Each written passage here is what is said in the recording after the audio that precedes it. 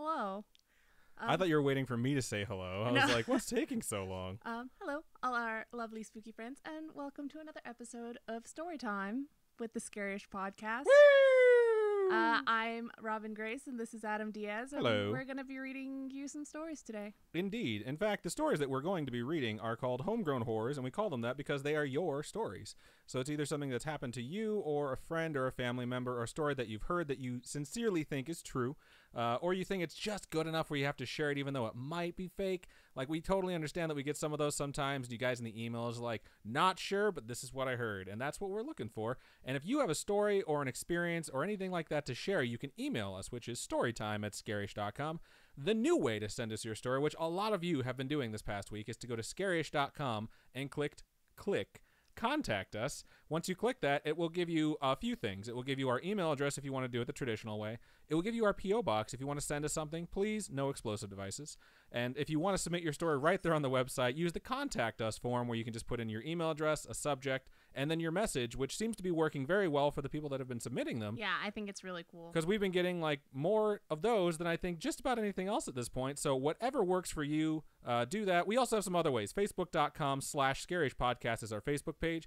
If you go there, you will be able to just message us directly. You can also click like on the page, and then you can go to our Spooky Friends group. Join that if you want to post it for some instant feedback from the community. You can also go to Scarish.com, and on the right-hand side, you will find all of our social media links, including Discord. If you click that, it'll take you straight into our server, and you can join us there. You can share a story. You can look at some of the memes. We have a dad joke corner, which is like my favorite thing in the world.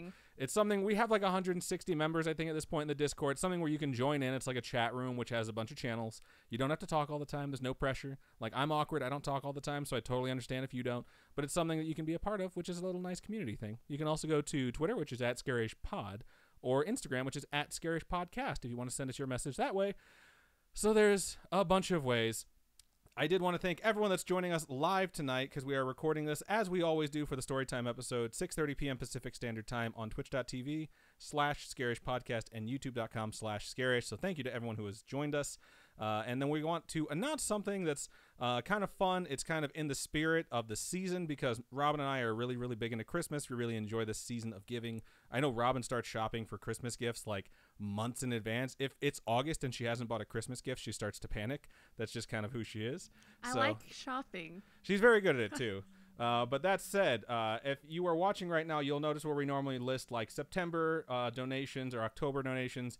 For the month of December, we're going to be doing Make-A-Wish donations. So anything that is donated on the stream during the month of December, we're going to compile and donate at the end of the month to the Make-A-Wish Foundation. And the Make-A-Wish Foundation is very near and dear to my heart personally. I do have a friend who has had their wish granted by the Make-A-Wish Foundation, and it was pretty magical for them and their family. And there's other charities that I really do truly believe in, but Make-A-Wish is the one that always stands out. So for the holiday season, at the very least, anything that you folks donate through the live streams will be going to the Make-A-Wish Foundation. So I do want to note that anything you guys donate to us the traditional way, which is just clicking donate, like if you're on the Twitch channel, that's what we're talking about. If you're going to donate like cheers or bits through Twitch, like the Twitch currency, that makes things a little bit more complicated because we can't extract those for like 60 days. It's really weird. So if you're donating to the Make-A-Wish Foundation, please just use the regular donation button. And we highly encourage you guys to do that. We set a goal for $200, which would be amazing if we could give a donation to the Make-A-Wish Foundation for $200. And if we go over that, I will be ecstatic. I will be so, so happy. So anyone who wants to join us on the live shows, feel free to donate, and we would really appreciate that, because it's something that we truly believe in. So Cool. Aside from the sentimental, let's get into the scary-ish. And we're going to go ahead and start out with our first story, right? Yeah, you can go first. I will go first. This Awesome. one gets straight to the point. This one's quick and dirty. So I hate that. no subject. It's actually a smiley face for a subject, which I guess is just like there. I think I nailed that. That's the sound of the smiley face. It's the one where it's showing the teeth. Okay. Yeah. And it starts like this. Here's my story. It happened on Thanksgiving morning when I was around 10. My parents were out hunting because it was deer season. Duh. I love deer. I know that's horrible, but it's delicious. I love animals. I also love eating animals. Venison Yeah. is delicious. I have a friend who makes venison jerky. Shout out to Joe. I don't think he listens, but if he does, oh my God, it's so goddamn good and I miss Can it. you send us some? He probably actually could. That's legit. I should have thought of that. Yeah. Getting back to the story.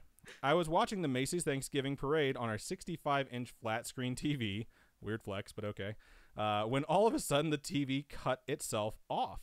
I was confused, but before I had time to do anything, it cut back on, but on it was a very slender man wearing a V for Vendetta mask. V for Vendetta masks are called Guy Fawkes masks. He's actually like a person from the whole like 5th of November thing. So yeah, check Was it real?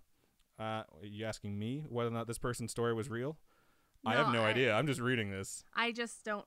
Is that Guy Fawkes thing like a real thing, like a real person? Guy I don't Fawkes know. was a real human being who tried to blow up Parliament. Yeah. That's kind of cool. That's where the whole thing came from. Like, remember the 5th of November, that whole poem? Yeah. Yeah, that was him in real life doing that shit. Oh, so, okay. and the Guy Fawkes mask is just like a representation of him. It's good to know. It is the mask the guy wears for V for Vendetta, which he, you know, spoiler alert if you haven't seen it, blows up Parliament at the end, which is what Guy Fawkes is trying to do the whole time.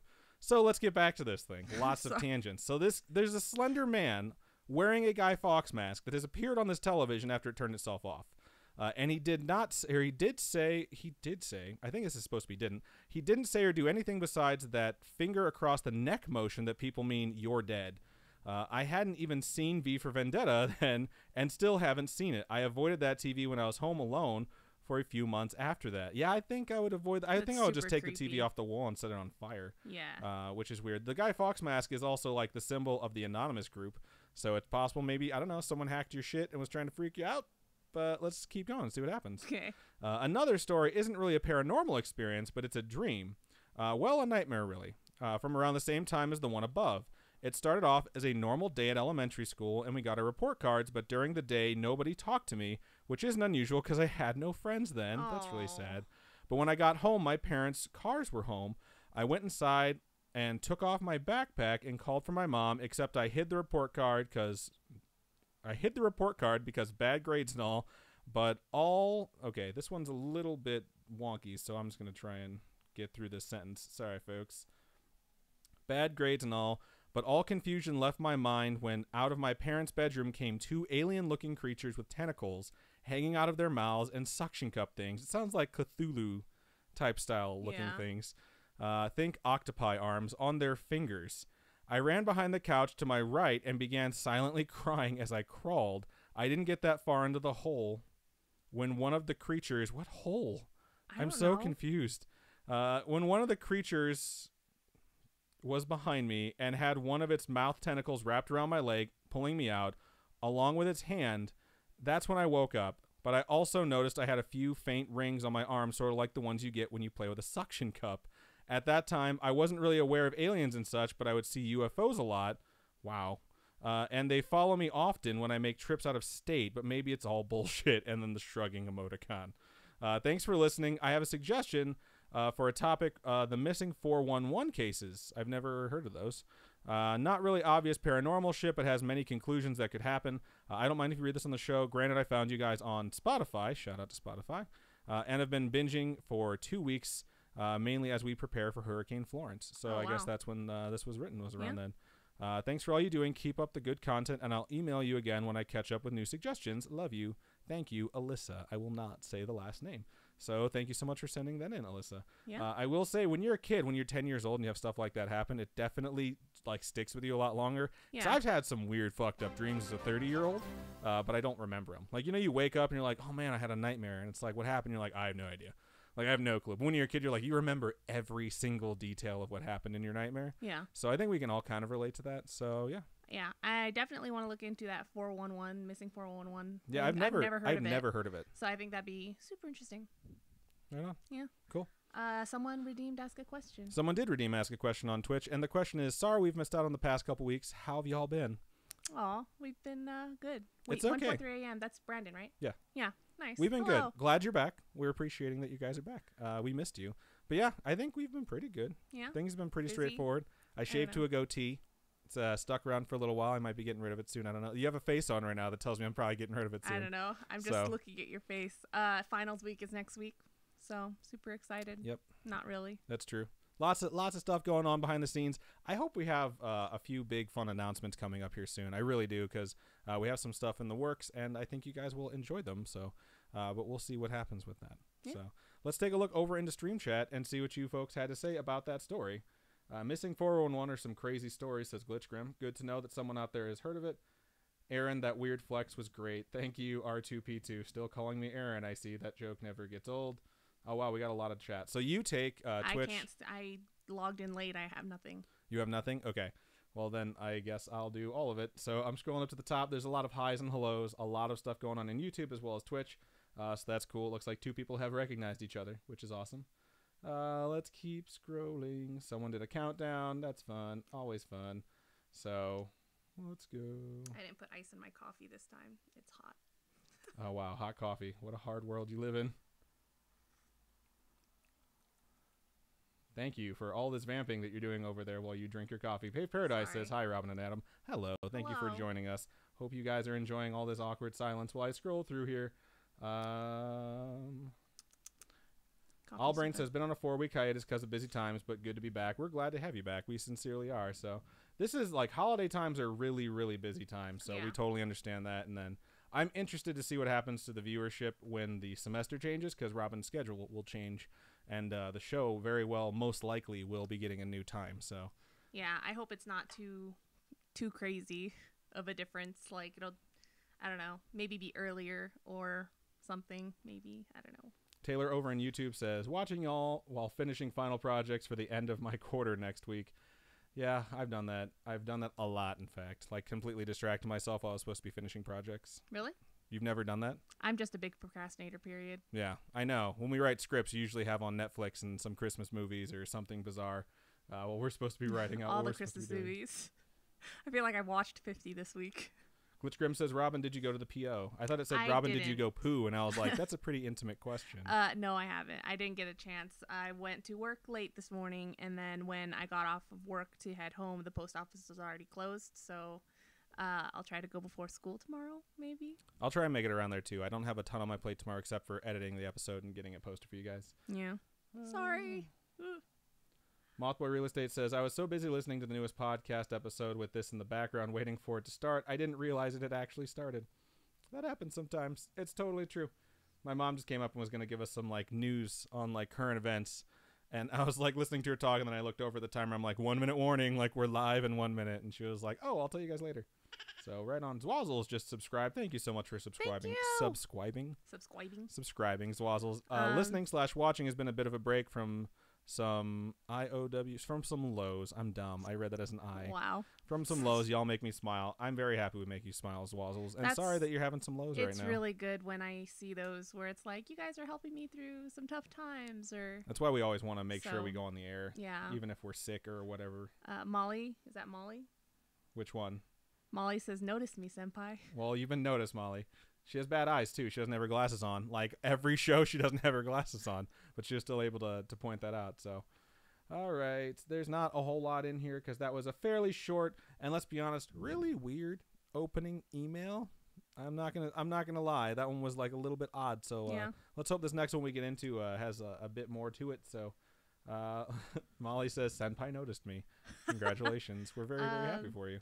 Alrighty. So, this next email is from Nicholas, and it goes, hey, Robin and Adam. Hello. My name is Nicholas, and I'm from Oklahoma City. I discovered your podcast while I was working long hours on a farm outside of town for a summer job and absolutely loved it. Yay! That really sounds like the opening to some sort of horror movie. Like, stay away from the scarecrow. It's totally going to come to life.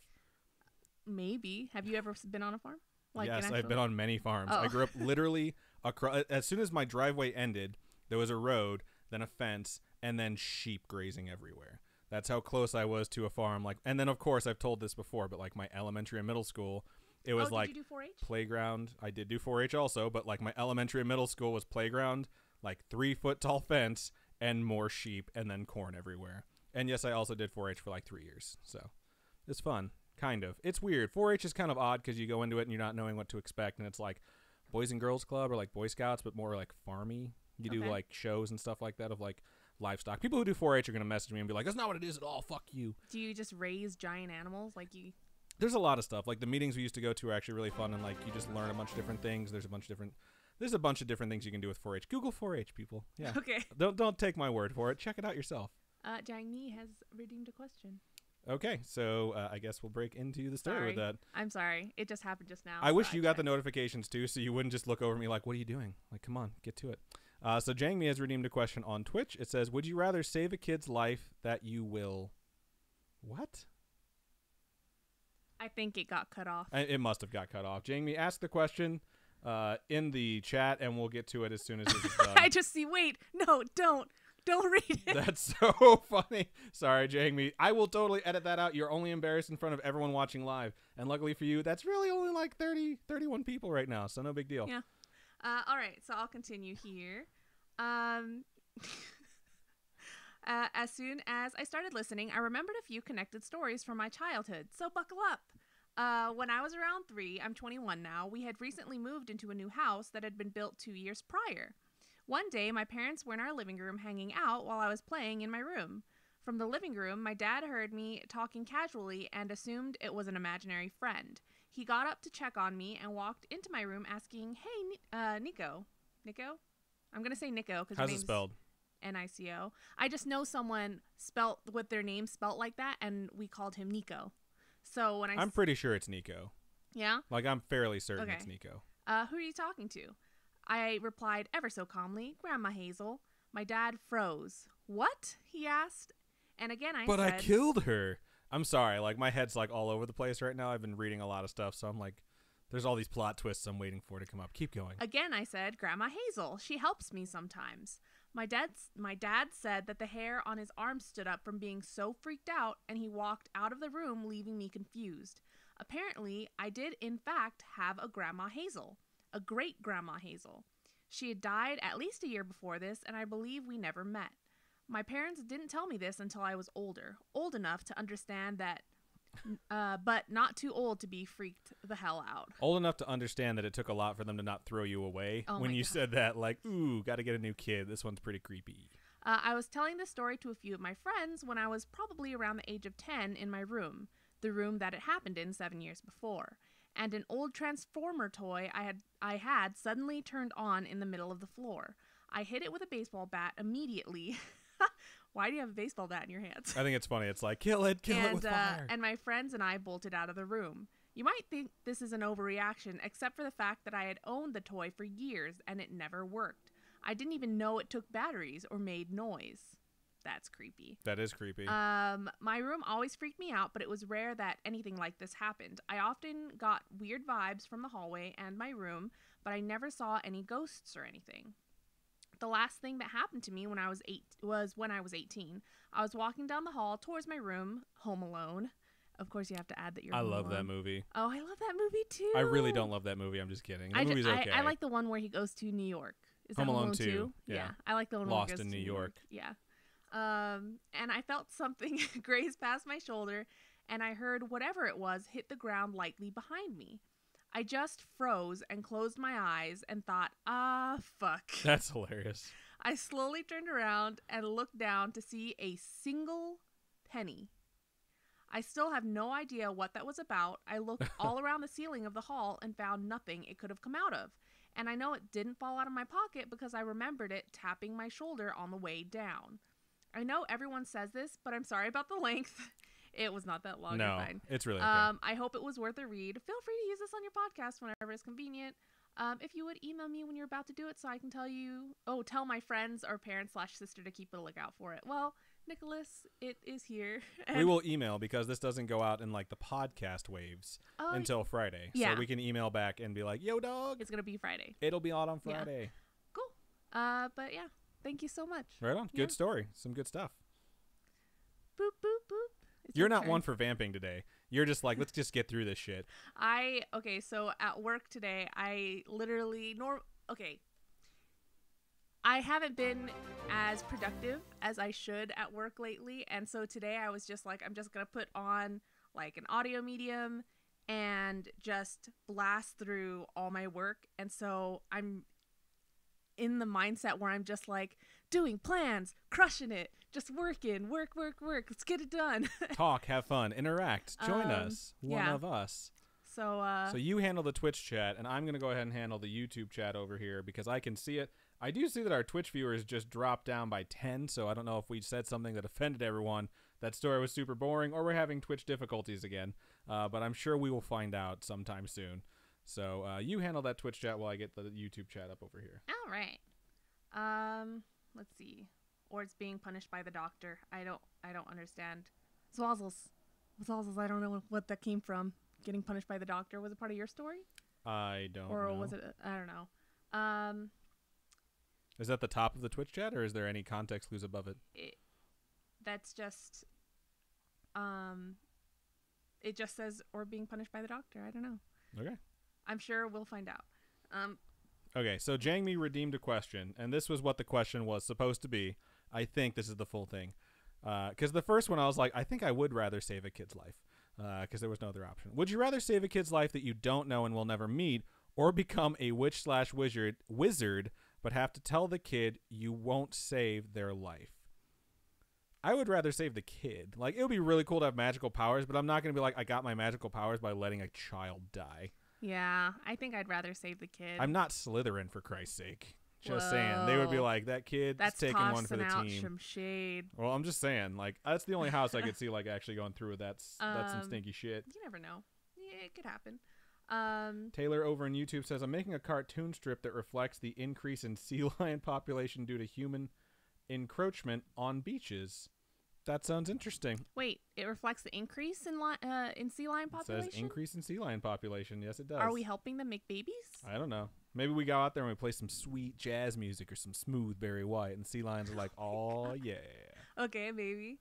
I'm going to say Captain Never Lucky asks what 4-H is, and I think from what I know of 4-H is just like teaching kids how to, I don't know, it's farm. like a Midwest farm style, like Boys and Girls Club, or like Boy Scouts, where all the things that you do and learn is focused mostly on like livestock and crop growing and stuff like that. Not necessarily all. A lot of the stuff that we learned was like we had one meeting where we just sat around and like people go up and give presentations or talk about certain things, or one of the things we did was they told us all like, hey, write instructions on how to do this. And it's that thing where if you don't write everything super specific, like they're like, oh, this isn't right. Like what we learned was like, make a peanut butter and jelly sandwich, write down how to do it.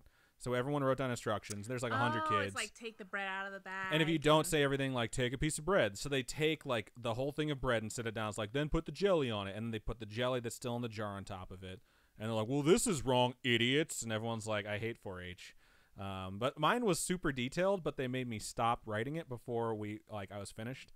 So they went through my whole thing. They almost got it done. And they're like, and then it didn't finish. And I wanted to scream at them, like, you didn't give me enough fucking time. Like, do you want it done right or do you want it fast? And the whole point was like, you should be detailed in your instructions. So. I want to go fast. I want to go fast. 4-H brings all the hate out of me, obviously. Okay. Couple quotes. Merry Christmas, you filthy animal. Nice. Well done. I still say that a lot. Yeah, especially this season, he said it a lot. I have said it a lot, and I plan on saying a lot more. R2P2 over on YouTube says, also, I would get a Scarish hoodie.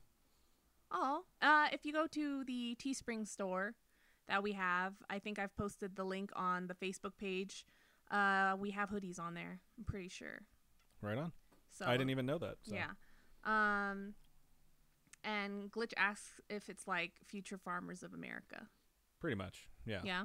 I don't even know what that is. We didn't have that in Hawaii. Not everyone who's in there is going to be a farmer. Like, I was in it. I had no intentions of being a farmer. A lot of my friends were in it, and their parents weren't farmers. It's just another activity you can have your kids do, like, after school that's, like, a wholesome thing. So I wonder if we had that in Hawaii, and I just didn't know. You probably did.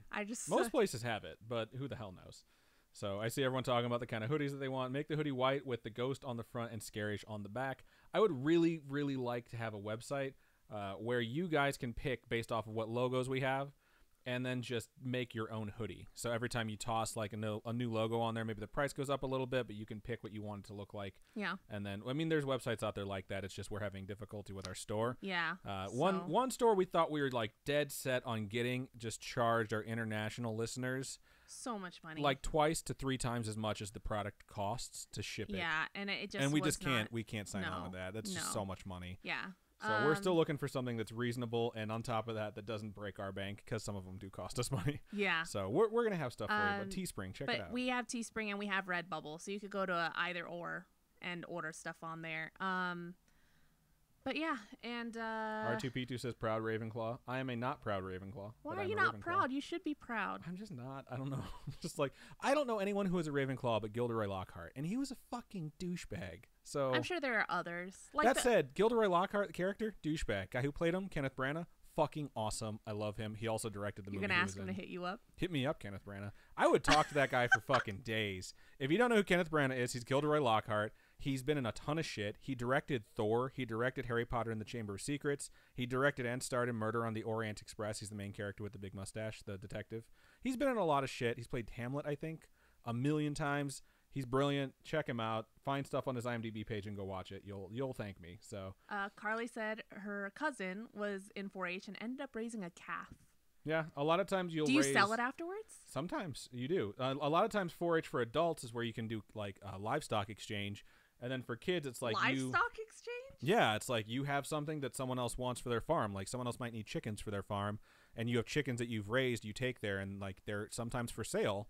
And you can be like, what do you want for it? You want a pig? You want money? Like, what do you want?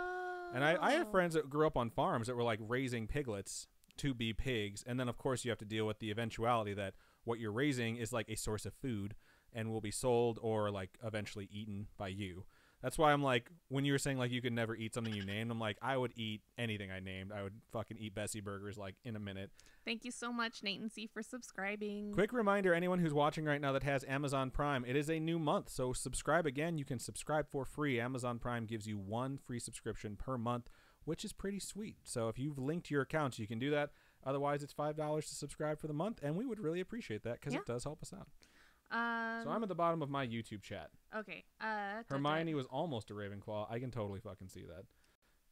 Luna Lovegood is a Ravenclaw. I didn't know that. That's what Luna Lovegood's pretty cool. I didn't know that either. I for some reason thought she was Gryffindor for sure.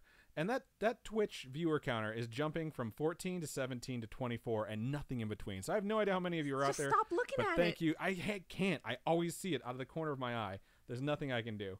So anyways, cool, good stuff. Glitch Luna says he's a Ravenclaw. I know. I read that. So, I'm sorry. I think I read that. I don't know if I read that. I think it was R2P2 who says he's a proud Ravenclaw. So the more I meet you guys, the more I meet Ravenclaws, I feel more proud. There's just not a lot of characters in the books or movies that I know of that are Ravenclaw. So I'm a Hufflepuff. You are a Hufflepuff. And so is Newt Scamander. Yeah, he's the Hufflepuff. I can see that in him. Yeah. So. All right. So it's your turn to read. Is it my turn to read? Okay, cool. So let me go ahead and mark this so I can transition it really, really nicely since we talk about that all the time on the live show. Ho, ho, ho. Ho, ho, ho, ho, ho. That's the laugh from Hot Fuzz. I hope you guys got that. So my next email's subject is feel free to share, which is good. I like that as a subject because then we don't have to dig through the email to see whether or not this is a private conversation or not. So thank you, whoever sent this. And it starts out like this. Hi, Robin and Adam. Hello. Hello. My name is Myra, and I'm from Riverside County, which I believe is in California. I have a beautiful... They said they're from Riverside County. I said that's where I think it's from. They weren't confused on where they live. I was confused on where they live. And just in case that sounded weird. Okay, and if it's not in California, we apologize. There's probably lots of Riversides out there. Who knows? I have a beautiful 2-year-old daughter, in parentheses, who, by the way, looks like baby Moana. Here's a pic. Oh, my God. We got to look at this pic after this. I'm 26 years old, and I wanted to share the last creepy experience that I had a few years ago. I had just moved in with my husband, and we weren't married yet. LOL. Is that an LOL? Oh, I don't know. Maybe it's like, oh, my God, we should be married, but we're living together. This was maybe like 4 years ago. I used to experience a lot of sleeping paralysis growing up, but after I had my daughter, it stopped. That's awesome. Yeah. I've never heard of childbirth getting rid of that, and I'm glad to know. Well, it changes your hormones and stuff. That makes sense. So it's possible, I'm sure. Anyways, it goes like this. My husband used to work nights, and I was alone in our room watching some Netflix and cuddling with our dog, Luna, which is funny because we just talked about Luna Lovegood being a Ravenclaw. Yeah, Netflix and chilling with a dog. Let's make this super awkward. Dogs watch. So I hate you so much sometimes. I ended up falling asleep, and the paralysis hit. In the experience, I just remember a loud rumbling noise, and my dog was barking at the door. If the dog's barking, that's fucking terrifying. That officially creeps me the hell out. Yeah. The rumbling got louder, and it felt like an earthquake. I remember being able to see the TV screen, and it was just blue. I started praying, and finally whatever it was holding me down went away. I was able to move again and sat up quickly. I realized that my dog was sleeping next to me the whole time. She was never barking at the door. When I looked at the TV screen, it wasn't blue. It was still on Netflix, but the show wasn't playing. It just had the "Are you still watching?" on the screen. Oh my goodness. Side note, stop fucking judging everyone. I know. Netflix. Oh man, when we're watching stuff, like we've been watching Grey's Anatomy, and the other night it was like, "You still there?" And we're like, "Yes, we are still here." Okay. We're like trying to watch like 15 bajillion seasons. Stop judging us. There's so much to catch up with. I was so fucking creeped out that I called my husband and told him what happened, and I asked him to please come home, which he did. That's a good husband. That was the worst and the last time I experienced sleep paralysis. Ever since I had my daughter, I haven't had it anymore. That's really She good. really is my angel. Oh, it's super that's sweet. really sweet. She's gonna get older, and she's gonna hear that she solved this for you, and she's gonna like hold it again. Like, Mom, you owe me. I cured your sleep paralysis. Oh my goodness. Thanks for reading, and sorry it was so long. It really wasn't that long. Everyone always apologizes for it being long. Love the podcast. You guys are awesome. Keep on creeping on, Myra. That's very sweet. And there's a PS here. It says, P.S. My daughter's name is Melina. Yeah, like from Mortal Kombat. That's hilarious. When I read that sentence at first, I was like, how do you say that? And then I saw Mortal Kombat afterwards. I'm like, oh, I'm going to fucking nail this shit. Like, as I played that game a lot. Yeah. So, solid name for a daughter. So, Melina's the purple one, right? Yes. I'm pretty sure Melina's the purple one. The one that eats people. Yeah. Holy shit. Yeah, she's the one that when she takes down her veil has It's just like teeth. Yeah, like Baraka teeth, where it's super terrifying. Yeah. So if your daughter has that side to her, it all makes sense why you named her that. So I hear little girls can be like that. Super, super sweet and adorable, and then just fucking vicious, and they'll rip your face off. I believe it. I do. I really do. All right, so we're gonna go into stream chat and check in on everybody. La la la la la. Okay, so Zwazzle says that if you're a Ravenclaw, it means you're a thinker. I believe that. So you totally are a Ravenclaw. Yeah, I think the reason I got picked for Ravenclaw was like loyalty is one of the things I valued, and then the other one that like came up on like the this is why you're a Ravenclaw was like logic. I think it was logic because I always try and be like rational and reasonable and logical about certain things. So Are you sure? yeah, I am sure. You're kind of cray. Am I kind of cray? I feel like I'm the one that when we read stories, I'm just like, well, this is what it could be. And you're instantly like, it's demons. Like, what if they're from an alternate dimension? Oh, My memory isn't bad. It's another universe colliding with ours. Yeah. See? Totally. Yeah, that's a Gryffindor. No, I'm sorry. That's a Hufflepuff. Don't mean to offend Carly anyone. says she's also a Ravenclaw. There is a lot of fucking Harry Potter talk over in YouTube chat. Really? Yeah. Butter and Butt says that Twitch is being strange, but Glitch also said that Twitch was being strange. So what is strange? Like, what is weird about it? Because I haven't been looking at my Twitch very much. I literally only look at the chat. So I don't know why you always have it live. I feel like that's just bogging down our internet while we're doing it. Is it so you can read the channel? Yeah. Oh, never mind. Now I know. I'm stupid. Let's go ahead and keep going. See, those are the looks that I get that I hate. Okay. Swazzles is Ravenclaw. Neon Skirts is a Hufflepuff. Chessy Cat's also Hufflepuff. Shout out to 143am who just subscribed on Twitch. Thank you so much. We love you. Thank you. That's a 3-month subscription. Zwazzles had 2, and Nate and C had 4 months subscribed. Wow. That's, I think, since the beginning. So Nate and C, what's thank really you so cool much. is the longer you subscribe, your little subscriber icon changes. Yes, so I forgot about that'll that. be really cool to see when the new ones start getting put in. R2P2 says, I burned my fingers so bad in 4-H that the blister burnt through. Ew, that sounds gross. Melted skin is always just so painful. Amber and Jang Mi are from Riverside. Cool. Yeah, that place that you just I know. the thing. I made so the it's connection. in California. Okay. There could be multiple Riversides because I know Riverside's in California, but I'm sure there's other Riversides like Springfields. Like back in the day when everyone thought the Simpsons were from their state, and then they realized there's a Springfield in every fucking state. Oh, is that why it's called Springfield? I'm pretty sure. Oh, okay. Yeah. Blah, blah, blah. Yeah, Jangmi says their boys are always yelling at them, so it's because they're huskies, I'm pretty sure, right? Yeah. Because they're big, like, talkative doggos. McGonagall was almost a Ravenclaw. That's interesting. Someone said McGonagall and Hermione were hat stalls right between. So the hat was like, I don't know, I'm going to flip a coin internally.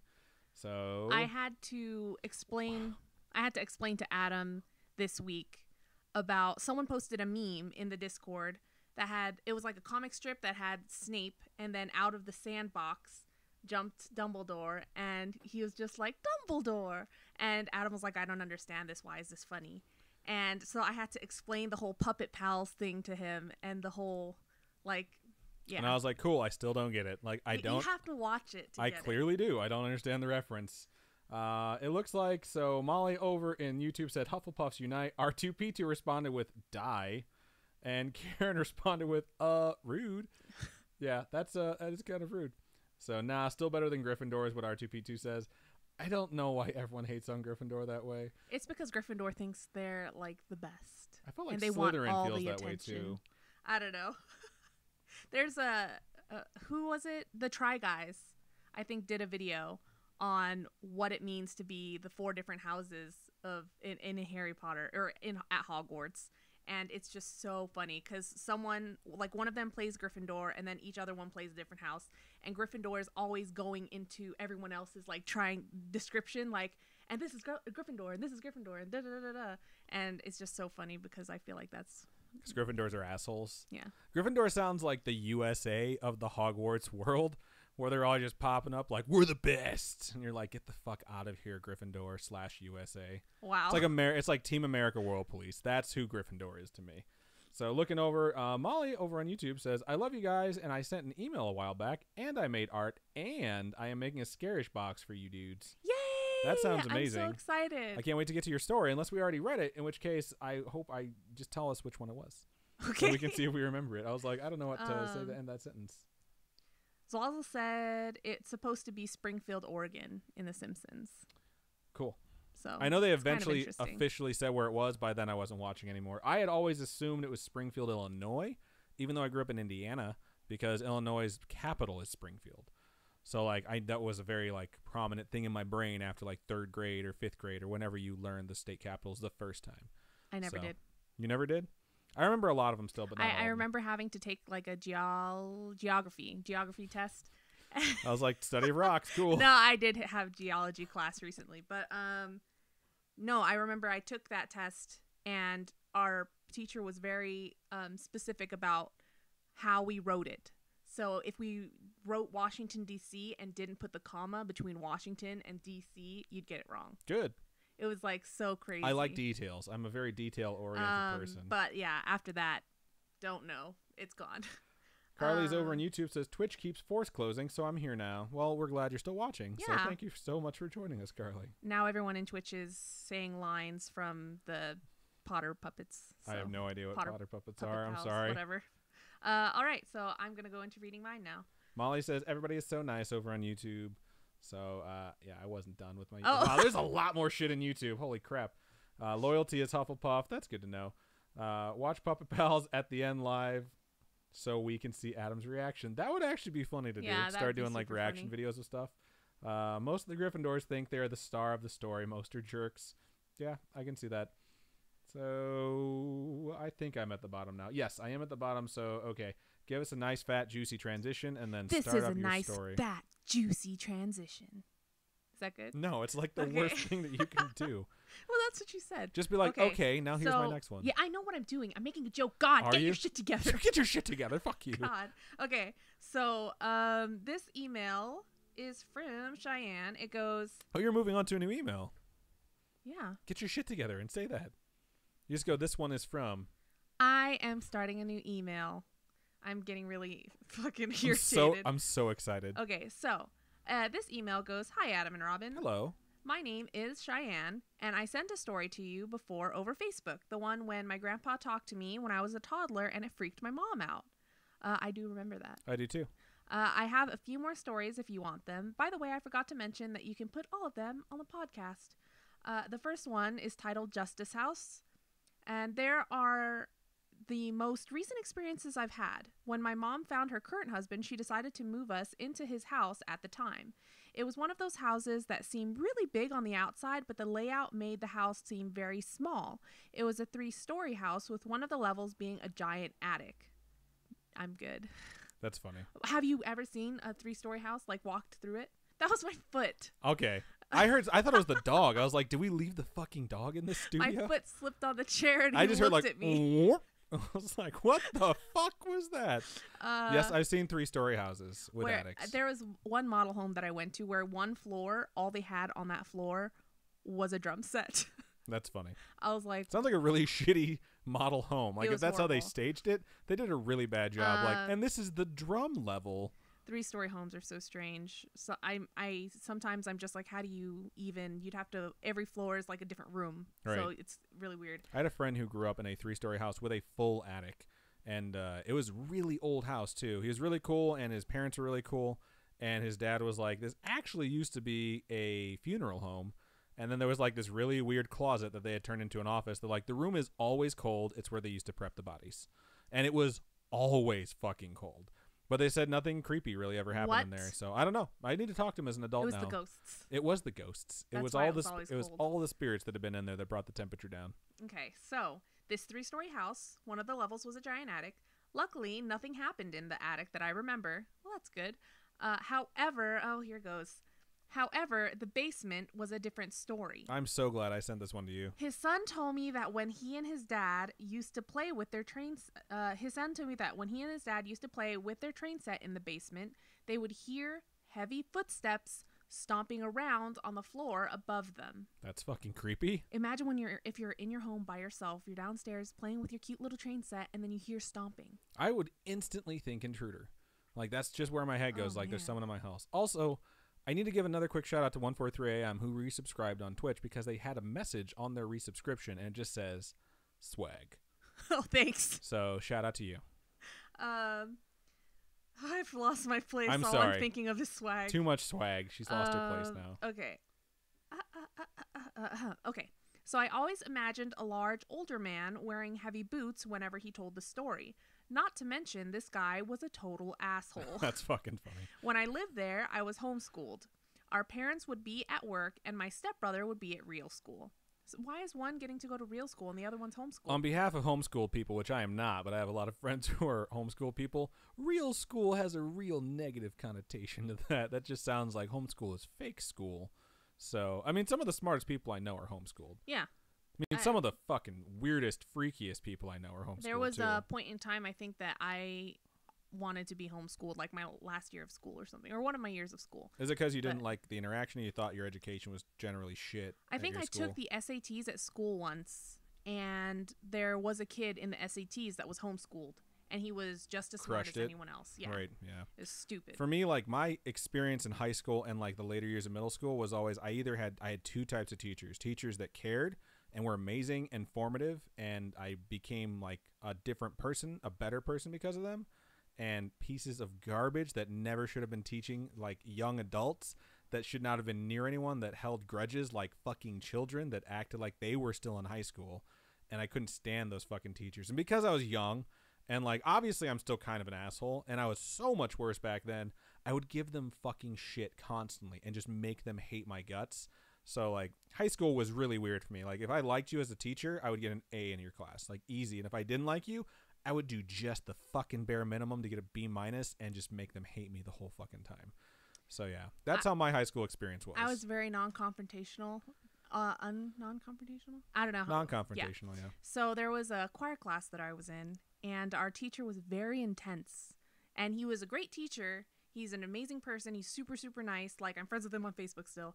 But I think I was a freshman in high school, and I wanted to do really well. I was like, I'm gonna do real good. So we had all our music sheets, and he was telling us to like all these changes that we were gonna make to the music. So I'm sitting there with my music sheet, like writing the changes in, and he looks at me. He's like, are you not paying attention? What are you doing? You shouldn't be doing anything but paying attention to me. And so I fucking start crying. I just start crying because all I was doing was like doing what I wanted to like to do good, you know? Right. And so I just put my stuff away and sat there and just bawled. Dude, some teachers and professors in the college level they're just not good human beings. Some of them are like they're not conventional, but they're just really, really good at what they do. Yeah. I had a teacher. His name is Bob Moline, or Mellon. I forget how you say his last name. He was a professor for me at Purdue.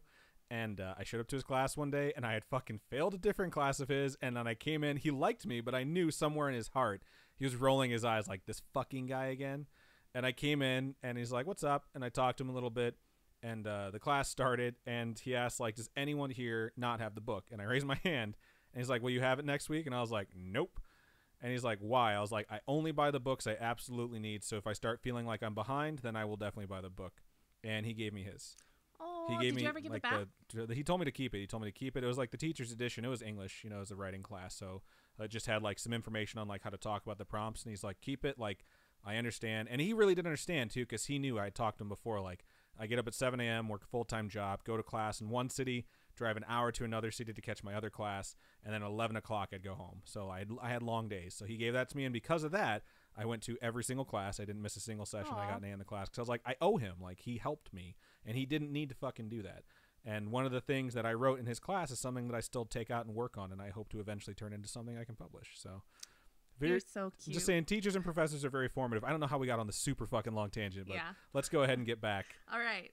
So, when I lived there, I was homeschooled. Our parents would be at work, and my stepbrother would be at real school. I would go downstairs just to make sure the door was unlocked for my brother. What? Why would you make sure the door was unlocked? So he could come in. But keep that shit locked until someone knocks on the door to come home. So he's going to stand outside while the monsters are chasing him, waiting for someone inside to unlock it. Yeah, but what if the monsters beat him home and then come inside because the door's unlocked? I don't I'm know. shrugging. You guys can't hear me shrug. But I don't fucking know. I think this sounds completely reasonable, leaving the door unlocked for your brother. My brother used to get home an hour before me, and he would leave the door unlocked so I wouldn't be stuck outside, especially in the Midwest in the winter, because if he locked that fucking door and went somewhere or went to sleep, I would, like, literally die freezing outside. I have healthy paranoia. You have unhealthy paranoia. It is about substantially getting unhealthy. murdered. So it's a healthy paranoia. Okay, so This is the level of unhealthy paranoia, is that every time we leave, it's like, did you lock the door? It's like, our door locks automatically. Our door will lock itself even if I didn't. But you ask, like, almost every time, too. So that's, I shouldn't say that's unhealthy. That's just very, very cautious. yeah, why don't you shut the fuck? Why don't you keep Okay, reading? so by the time he got home, the door was locked again, and I was blamed for purposely locking the door. This happened a lot. It's because the ghost wants to protect you. That's it. The ghosts want That's to nice. protect you. That's a nice way to think of it. During the time we lived there, we decided to get a dog, except for if you want to go out. If you want to leave and it's locking you in, that's a different story. Maybe it's trying to protect you That from going is outside. scary. Maybe it's trying to wake you up because it doesn't want you to It wants experience to wake all you the up horrors before of the world. they go. Wow. That is a different Okay. fucking turn I was expecting. So, did you want me to say "Wake Me Up Inside"? No. There's so many other I was ones. quoting Hill House, and you just went into the song mode. There is a lot of stuff with Wake Me Up. Okay. So, I see what you're doing. Okay. Yeah. Anyway, let's go back. So during the time we lived there, we decided to get a dog from the shelter. That's very nice. It was a very dumb but sweet pit bull that we named Rocco. He loved sleeping in my bed and hanging out in our room. I think it was because it was the only room that had a window to the backyard. That's super cute. My bed was up against the window so he could see out of it. Rocco had an obsession with watching the backyard. Did he have a modern life? Oh. Did you ever watch that show? Yes, I did. Okay, cool. I love that shirt. That shirt that Rocco wears, the blue with the triangles on it. Yeah. I love it. If I could get that shirt today, I would wear that. I'm sure you can. I'm sure it's out there somewhere. Rocco had an obsession with watching the backyard, and he proved it by constantly staring out the window intensely. However, every now and then, he would randomly go berserk with barking and growling out the window with nobody there. At first, I thought it was an animal that he saw, but I come to realize that it wasn't because I felt something out there as well. Ooh, that's creepy. That's why you lock the door. Yeah, that's a good point. Now I'm all in favor of locking that fucking door. All I could do was hold him and try to calm him down because there was nothing we could do except wait until the man decided to come back into the house. Until the man? Oh, except wait until the... No, yeah. I read it right the first time. What man? Maybe the brother? It must be. Stepbrother. When my stay there was coming to an end, the last couple things happened. One night, I was about to go to bed, and I changed into my pajamas and laid down, but I didn't turn the light off. I didn't feel like getting up to do it. I'm the same way. That's why they make light switches, buttons that you can press to turn the light off. You mean like remotes? Yeah. Yeah. I love it when your light or your fan is on a remote so you don't have to get up when you want to sleep. Yeah. It's the worst feeling to just be like, fuck, I have to get up to do that. I was just laying there watching the ceiling, thinking about motivating myself enough to get up, when all of a sudden, my light turned off by itself, and I was You're a plunged fucking Jedi. That's into what you just complete discovered. darkness. Or the ghosts are helping you out. They know you don't want to get up. They're like, oh, hey, I'll do it for you. Like, I'll lock the door, make sure you're safe, and I'll turn off the lights for you. You're good. This sounds like a really nice ghost so far. Cool roommates. Try paying rent, bitch. Fuck. Let's just say I was sufficiently freaked out. I found the motivation to get up quickly. My mom was also getting ready for bed, and I told her what just happened. She told me it would be fine and to just go to bed. Thanks, Mom. I can kind of understand as an adult now how parents have like really hard days and just don't want to deal with any shit. Yeah. And you're just like, oh, the house is haunted. Go to fuck to bed. It's like, I'm dealing with your shit all day. If it starts throwing you around the room, then let me know. Otherwise, I don't. Oh, turn off the light when you really wanted the light turned off. Hard life. First world problems. Go lay the fuck down. I went to bed making sure to turn the light off myself this time. On a different night, I was upstairs and my mom called me down. Apparently, while she and my stepdad were watching TV, one of the lights above the mantle randomly turned on. I wasn't even sure those lights could turn on. Apparently, they're like a lamp in the fact that in order to turn them on, you have to turn the little knob on the base connected to the wall. So the light was only able to be turned on manually from the source itself. And it turned on while both of my parents were seated on the couch. So it's a very difficult light to turn on, and it turned itself on. Yeah. That is creepy. I'm glad this guy wasn't evil. He just liked to keep us on our toes, I guess. That's funny. Sounds like a good roommate, just saying. Not bad. I mean, there's definitely worse emails that we've gotten about worse things that people have encountered. Yeah. So not Sorry, bad my at all. ear is itchy. It's okay. You don't need to apologize for scratching your ear. It's an audio medium, and I'm sure no one over there minded. So. Okay, cool. All right. And then there's a whole another long story. I don't know if you want to, like... Me do one, then you can go back to that? Or like, just read some chat for a little bit and then go back into it. We can do that. Let's Okay. read some chat for a little bit, and then we'll go back into it. So let's look over here. I see Kaylee over there on YouTube say, gee, thanks, Mom. Yeah. You got, I don't know. I kind of understand as an adult now when you're just like, you know what? I don't fucking care. Like, I remember we had a tornado warning, and it was like, there's 3 minutes to get to shelter when I was growing up, and I went and woke my dad up, and he was working midnights, and he was also working 12-hour shifts. I'm like, Dad, there's a tornado warning. Like, we need to get to the basement. And he's like, you want to go to the basement? Go to the fucking basement. And he went back to sleep. He was like, I don't give a shit. I need to sleep. Like, I need to sleep or I'm going to kill someone, so I don't mind dying. Chessie Cat says your homework is to watch Puppet Pals. Yeah, I figured someone was going to bust me on that. Zwazzle says, I had the same mentality in high school. I'm hoping by the time my daughter is there, I can help her find a better way. That's really nice. Everything I've done in life for a very long time, because I had a really good dad and I had a really good mom, and they were very good at like calming me down or telling me what I needed to hear at the time. So every time I'd struggle with something, like as a kid or as like a young adult or now as an adult, I always think like, this is what I'll tell my kid if they have to deal with this, you know? Because it's like, especially if you fuck something up, you're like, how can I prevent a younger version of me from doing this? Like, if you could go back in time, like just step through a portal like, yo, bro, apologize. You're a fucking idiot. Like, you'd want to do that. So you just kind of think of like how to form like a child as they go along. I did stupid shit in high school to myself. Like, I made dumb decisions that I shouldn't have made. And so I want to make sure my kids don't make those same dumb decisions. I feel like that's what every parent says, where it's like, I know because I did these things. And then your kid is like, you don't know how it's I like, feel. I'm not you. It's like you have to have a different approach than you're not allowed to do this because I said so, because I know your life better than you do. So it's like, it's going to be difficult, but I'm sure you'll figure it out. Yeah. Over on YouTube, Nat Marie Bauer says, you guys are so cute. I'm glad to make it to the stream. A stream finally. I thought it said Strom family. So maybe I need fucking I glasses. was going to say, maybe you do need glasses. Zwazzle says the ghost probably wanted to keep you trapped or just keep you. And then Grim said, or make friends with you and live under your bed. Someone posted that post of like little tiny horror blurbs. Did you read that one? No. Where it was like a bunch of pictures that just had really short horror like synopses, I guess, where one that's really popular is I heard my mom calling me from downstairs, so I leave my bedroom to go check it out, and my mom stops me in the hallway and tells me I heard it too.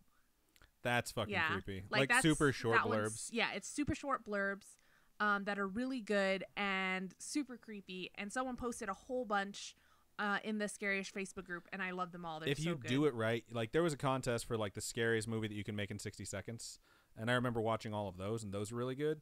And there's the one where like they put a shirt into the closet and they close it and they open it and there's 2 shirts. Yeah. And they keep doing it with stuff. And then they put themselves in there. They put themselves in there and they step through and it's like they see, it's like a parallel universe. They see themselves like somewhere else. And I think they shoot them. It's fucking weird. That was a weird one, but the best one, and it's super simple and there's no special effects required and it's terrifying, is a guy goes into his kid's bedroom and his kid's sitting there like reading a book. He's like, you ready for bed, buddy? And the kid just like looks at him. He's like, do you want me to check under your bed for monsters? And he doesn't say anything. Like the kid's just staring at him. So he looks under the bed and his kid is under the bed. It's like the kid looks the exact same. He didn't jump down. It's just the kid is under the bed and he looks terrified. And he goes, there's a monster in my bed.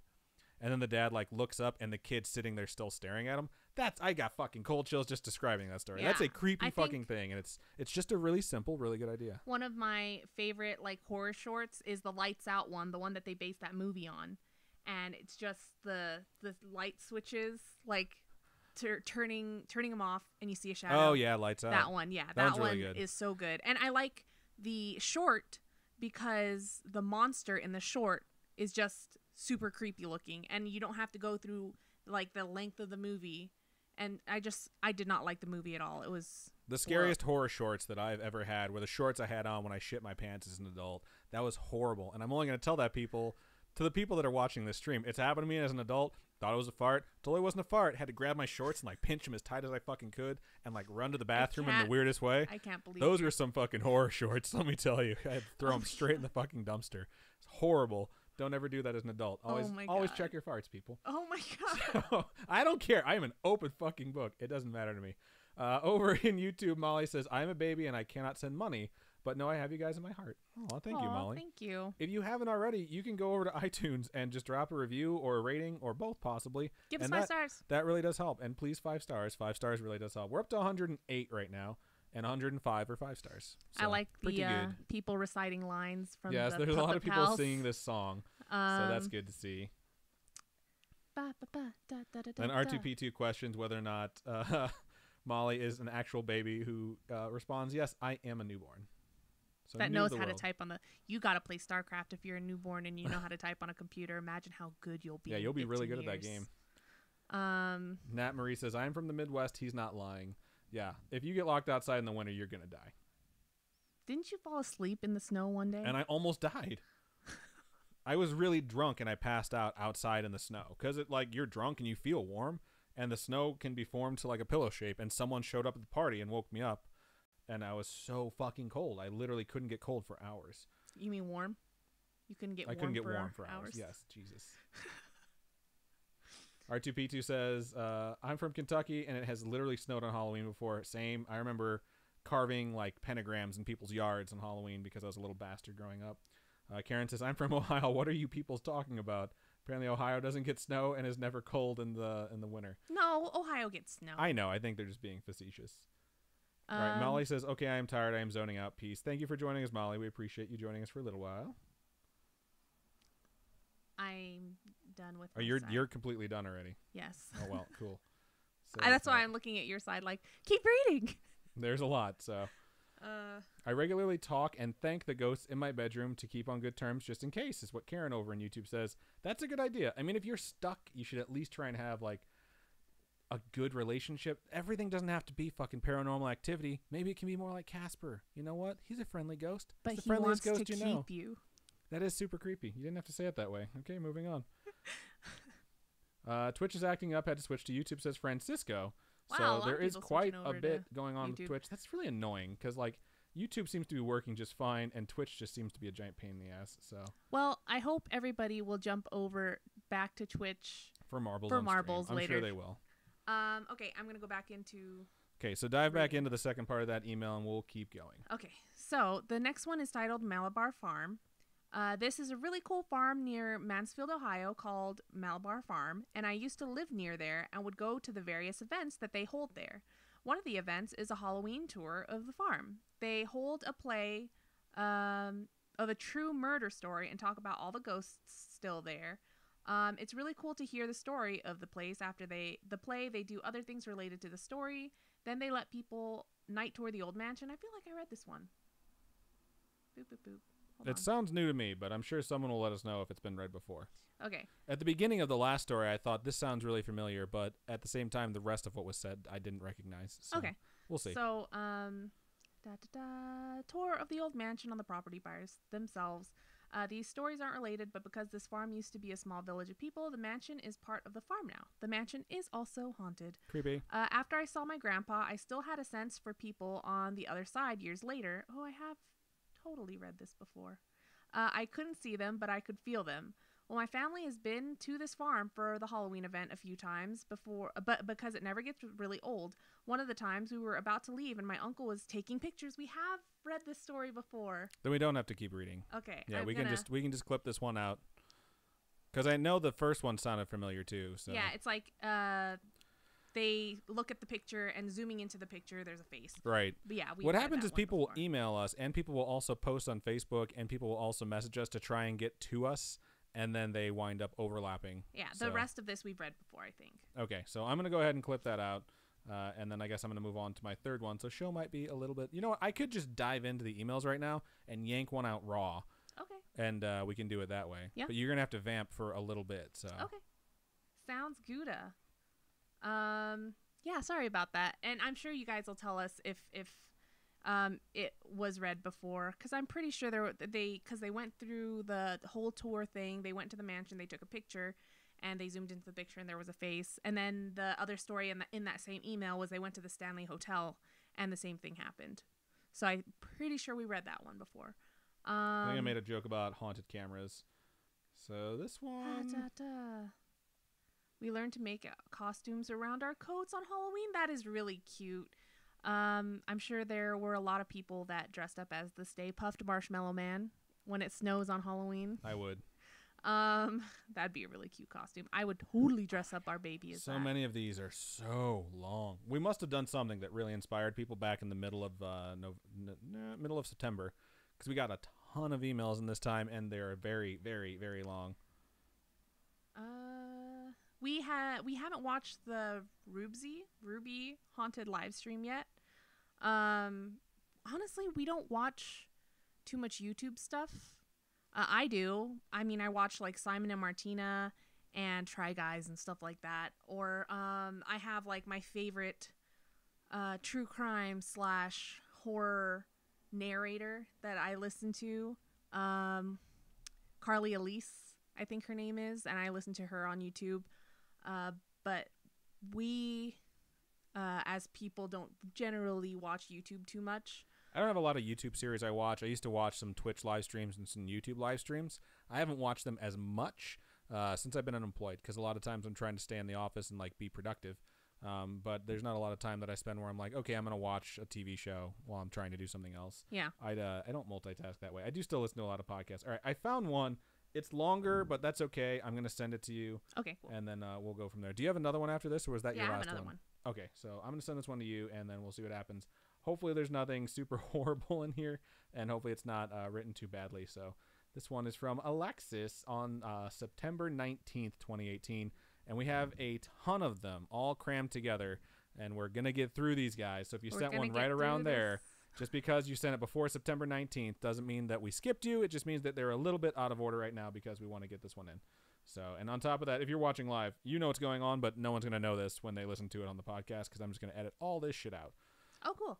So, do you want to read another one, or do you want me to read mine, and then you can read two in a row? How do you want to do this? No, I'll read the one you sent me. Okay. And then we can just edit out that previous one completely? No, because I think the beginning part we didn't read. Yeah. So, that's another good rule of thumb, guys. If you have a story to share with us, send it to us to one location. And we will still get it, and we will make sure we read it, because we get it multiple times, and it's like seems different, or it's written a little bit differently. We won't know exactly for sure. You haven't gotten it yet? Nope. Oh, man, this is just great podcasting, folks. So I'm looking over here, and people are still fucking talking about their Harry Potter house, which is good to see. So someone said, yes, that was read, so that is confirmed. I definitely had major deja vu when you were reading that first part of the story, so... it's a live stream where activity suddenly starts happening, door opening behind him, lights on and off, trash can moving. You know what I'm going to say? People have been sharing that video of that kid talking about, like, no one's home with me right now, and I'm scared, and I think there's something upstairs. And if I say something out loud and then, like, it responds to me, like, I'm going to freak out. And he's like, is anyone up there waiting to kill me? Clap your hands. And then someone claps their hands, and he sprints out of the house, and he just keeps running. Like, that is clearly fake. Like, that is a kid with someone he knows upstairs, and he's like, I'm just going to run out of the house and make, like, a weird noise, like I'm super, super scared. And people keep posting it, like, instantly believing that it's 100% true. You never know, though. I mean... I don't believe it. I don't believe it for 1 minute. I think it's all completely fake. So, I mean, I'm a very skeptical person in general, but seeing people instantly believe it, I'm like, well, now I have to be on the other side of that and be like, well, it's very clearly fake, because it totally can be fake. So I sent it. I don't know what's going on, why it's taking so long, or what the hell's wrong with Gmail. I'm just going to read my next one. That's good. Read your next one. Hopefully we'll get there in time. All right. So this one goes, hello. Hello. Hello. My name's Net from Northern Cali. First and foremost, you guys are great and I really love your show. Seriously, you really have something special. Aw, thank you. I feel like we've read this one already too. Really? Are you kidding me?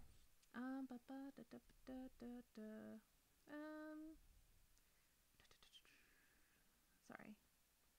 Just keep reading it, and then they'll let us know.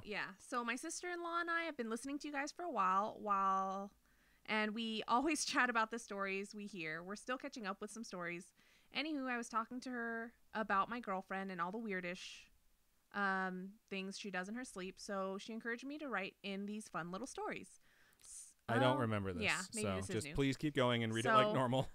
So my Russian GF girlfriend will straight up start talking loudly in her language. Oh man, she'll just randomly start talking in Russian. Yes, I could see that. You just revert back to your native tongue sometimes. To whomever, and then turns around and is sound asleep the next second. We've been together for 5 years and I never get used to it. This chick even laughs in her sleep. I'm such a light sleeper that I can hear everything. It's really, really hard if you're a light sleeper and someone else is a very heavy sleeper because they're going to sleep through fucking everything that you hear. Yeah. She even answers me if I ask a question or say, I love you. Oh, that's kind of super romantic. That is. And won't remember anything in the morning. One night, I was trying to sleep and I couldn't for some reason, so I kept tossing and turning. I end up turning to face her when I felt like I needed to open my eyes. I'm already freaked out. When I did, she is fully faced towards me, eyes closed. With her fist, she lightly knocks in between my eyes, where your third eye is located, like your forehead, probably. Right. Kind of like Tien. Tien Shinhan? Yeah. Yes, kind of like that. Beep, beep, beep, doop, doo, ha, ha, ha, and says, I just need you to see what I see. That's fucking creepy. That's super creepy. All she did after was roll over and snore. What a jerk. I just laid there and couldn't fall back to sleep. When we woke up in the morning, I asked her what she had dreamt of during the night, and like always, she could not remember. The worst part is she acts like it's normal. That's fucking hilarious. So the most recent one was last week on our trip to Palm Springs for my birthday. We went out, had some dinner and drinks, and went back to our hotel. We were getting ready for bed when I turn off the lights, and they turn right back on as I jump in the bed. I look at her and say, what the heck? Something her mom says. And she starts to speak as she's half asleep and says, you act like you don't know that the ghosts follow you. Wow. What the That's fuck? some fucked up shit. Yeah, no. I'm staring at her as she just dozed off into a deeper sleep. I sat there and I was like, what the fuck is that supposed to mean? Right? I kept asking her and she kind of woke up and didn't have a clue what I was talking about and fell back to sleep. So then I'm watching TV when the light snaps back on. I look at her and she's sound asleep, so I decide to turn it back off and lay down to go to bed. What else am I supposed to do? Again, we wake up in the morning and she doesn't have a clue as to what I'm talking about and again goes on about her business like if it's normal. That's so fun. Well, there's nothing you can do when you don't remember what you did. So those are my 2 short stories. If anything else happens, I will be sure to let y'all know. Thanks for reading my story. I look forward to more of the podcast. Keep on creeping on net. Thank you for sending that in, Net. Yeah. I think those are some of my favorite. It's when like my partner's doing this. Also, my partner's an asshole because they don't know they're doing this. Because it's like you empathize with every single person in that story because like creepy shit happens all the time and you know that it's going to happen all the time. Yeah. And it's just like if you don't know that you're doing it and you're the one responsible, like what are you supposed to, you can say you're sorry, you know, you can be like, I don't remember doing this. I'm sorry. I was sleeping. Like you could be making this up too. Like it's such a weird situation. It's so funny though. My younger sister just did that recently where we were hanging out and she was falling asleep. I remember that. Yeah. And she was like, what did she say? She said something weird about timesheets or some sort of report or something like that. Yeah. And we were just it was work oriented. Yeah. And we were like, what? And all she said was like, I don't know. Right. It was very weird. It was super weird and awkward. But it was super funny. I don't know. But yeah, thank you so much. Thank you for sending it in. So I guess let's check over in some stream chat and see if anything interesting's happened over there since the disaster of we read this one before. Yeah. Which is still annoying. And it looks like your email still hasn't received the thing that I've sent. Nope. So we'll figure something out once this is over, and maybe you can just read off of my screen, and that won't be that big of a deal. So Holly over on YouTube says, I love that Disney poison apple mug on the desk. I'm glad you do. Thank you. I adjust those things to make sure that they're actually showing on camera every fucking week. Because after this is all over, the desk gets rearranged into something else. Like it's a completely different setup. So I always try and make sure that this is different and the camera angle looks fairly similar because it gets kicked throughout the week and it's just sitting there the entire time. So I'm glad. Yeah. Also notice the scarish bath bomb down there because they're actually really fucking cool. Like we don't just say that because we're advertising and because it's like our logo. They're really cool. Yeah. I like all the mugs that we have. We just collect them. So we have like the Steve the Cat one, which I love. And then the Starbucks destination one for Disneyland that has like the Haunted Mansion and Pirates of the Caribbean on it. And then the Poison Apple one that we got recently on a trip to Disneyland. Indeed. That I really like. Also Cthulhu, you know. Well, Zenyatta. It's Zenyatta Cthulhu, which represents two of the things that we think are cool. Yeah. All right. Glitch Grim says, a look behind the curtain. Yes, it's kind of messy behind this curtain sometimes. So No.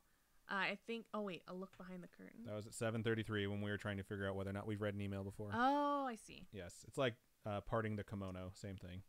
Holly also said, I came in late. Okay, I'm sorry. It's totally okay. No worries. We all have lives. We all understand. Da da da da da da da. So also said, I should say he was live streaming a game and stuff started happening. I do remember that one. I remember seeing that one because like the door starts opening and closing on its own and he seemed legitimately freaked out. See, that's the thing too. When live stuff happens, I am always skeptical if it's not something that couldn't be done with someone off camera. If the light switch is somewhere that you can see and the light is flickering, then I'm like, okay, I get this. But when it's like around a corner where you can't see something and that light is flickering, it's like someone could be in that room. You know what I mean? Yeah. Because people will do a lot of fucking stunting on social media to try and get some followers. Like that Dear David shit where that guy just like eventually admitted like it was fake. Yeah. He had everyone going for so long and he had so much attention. I So totally thought it was legit. when people always say like, you guys going to do Dear David? It's like, I'm very bitter about that because I thought it was very interesting. And then he was like, it was all bullshit. So it's very annoying. And we could read that story eventually and have the precursor of being like, hey, this is bullshit. And some people will still take whatever we say and perpetuate like, no, it was real. You know, like we did the Russian sleep experiment, creepypasta. I had to keep like someone kept we saying had multiple like, people be like, this is real. This And I'm was just real. Like, It's like, no, there's like an author who says that they made this up. It's like, I thought that's what Slender Man was until someone told me like, oh no, it was a creepypasta. Yeah. And it's like, oh, okay. I totally didn't know that. There's a whole series of like minisodes. Like what I do know is that fucking like children decided to murder other people and say Slender Man told them to do it. So it's like, imagine being someone who wrote a short story where you really didn't get paid a whole lot of money for it and then people kill other people because of it. Yeah. That's some creepy shit. Welcome feedback. Thank you for trying to watch. I know some people have issues with Twitch, so yeah, it's getting a little rough over there in Twitch. YouTube seems to be having no problems though, which is just bizarre. Looks like Nat Marie asked what house I'm in and then was answered, I am a Ravenclaw. Thank you R2P2 for getting my name wrong yet again. And Grace is a Hufflepuff. Yes, Robin is a Hufflepuff. Hall Lussier says, my boyfriend came home from work at 4 a.m. last night, and I was half asleep talking to him and said, Hot Topic has tank tops, completely talking about something else, so it made zero sense. That's funny. Glitch You just says, have those dream thoughts floating through your head, and then all of a sudden, like, whatever your brain is processing just gets, like, it falls out of your mouth, and it's just like, what the fuck I did think you laughing say? in your sleep is creepy. It is creepy, but it's worse than crying. I feel like... Is it? No, it's not as bad as crying. Did I ever talk to you while you were sleeping before, and you answered me? I don't know. I know my ex You're used to do asking me that. what happened when I was sleeping. My ex used to do that where he would like talk to me. I'd talk to him while he's like half asleep and he'd be like cake or something weird. And I don't know. Don't think that was me. Thank you for mixing me up with your ex. I hate you. Fun. Karen over on YouTube says, I'm such a deep sleeper that my parents are afraid I might sleep through a fire alarm. Wow. Our fire alarm that used to be in our old apartment was so fucking loud. There was no sleeping through it. But fire alarms in the house, maybe. I don't know. That could be. Chessie Cat says, my roommate is such a deep sleeper. Workmen were breaking through the parking lot next to our building, shaking the whole place, and she slept through the whole thing. Wow. Hall Lussier says, the Dear David guy, I think his name is also Adam, but the lesser Adam. Thank you so much. That's very nice. People are still singing that fucking Severus Snape song. You have to watch it. Clearly. Feedback says I used to talk in my sleep a lot. A lot of people, man. I had a friend that slept over that used to talk in his sleep, and I always used to try and remember what he said so I can ask him in the morning, like, do you remember saying this weird shit? They're but not going to remember. no, as a person who used to sleepwalk all the time, I understand when you get asked, like, do you remember doing this? You're like, nope, not at all. So that's another reason why I hate blacking out when I drink, because I don't want to experience that whole, like, do you know what you did, like, thing, because that's super creepy. Like, it's like lost time. It's like you got abducted by aliens and they replace you with an obnoxious asshole version of yourself, and you're like, I can't be held accountable for this. It's not my fault. So right on. I think that's just about everything from the stream chat. So I'm going to move into my third and last story of the night. So I hope you guys enjoy this one. Yeah, I don't know what's going on. I'm not getting it. So I don't know what's going on at all. This has just been a nightmare of an episode. Sorry. So far, of a recording session. It'll sound really good once it hits the airwaves, and you guys have stuck with us, so thank you guys so much for that. But I'll do another fresh, nice, sweet, big, thick transition. So I'll go ahead and move into my third email of the evening, which is my last one. And this one is from Leslie, and the subject is My Hometown Horror with EVPS, which EVP is Electric Voice Phenomenon, and I think the S was supposed to be small. So, like, multiple EVPs. Hello. First, I must say, hello. I am enjoying your podcast immensely. Well, thank you so much. We appreciate that. I recently found it on my podcast app and loved the first episode I heard. I'm currently at the beginning, having just finished with the Missing Lighthouse Keepers and the Ghost Ship. I really enjoyed that episode. I do too. The I Missing just love Lighthouse ghost ships. Missing Lighthouse one is really fun. I really like ghost ships. I like doing things where I can offer a solution, like this is really what happened, and then just make up some ridiculous shit because I have no idea. And then there's the one I did one where it's like I actually found like death certificates and like articles from the 40s and shit where I'm like, this is actually what happened and no one talked about it. So those are equally as fun. And then they're gonna find you and get you. I don't think they are because they're dead. So I'll keep going. I think it was episode 6. Anywho, I couldn't wait to tell you my story. The only thing I ask that you don't play the EVPs. Okay, they were included, but we won't play them. I did this in a class, and the clip is not my voice, and I have lost touch with the person whose clip it was, and I wasn't sure if you need permission from her to play it on the air. I don't think we do. We still will respect that without having permission, and we will not play it. If at some point you do get permission from that person, let us know, and then we'll either update the episode or just reread this part and play it. But I thought you would enjoy them. Now on with the story. That said, I haven't listened to them, so can't describe them, but I'm sure the email will. For a birthday gift one year, I bought my mom a course in a ghost hunting course for adult education in our town. That's really cute. I had a professor in college who was like the head of like the ghost hunting community of Northwest Indiana. Oh, wow. He was super cool.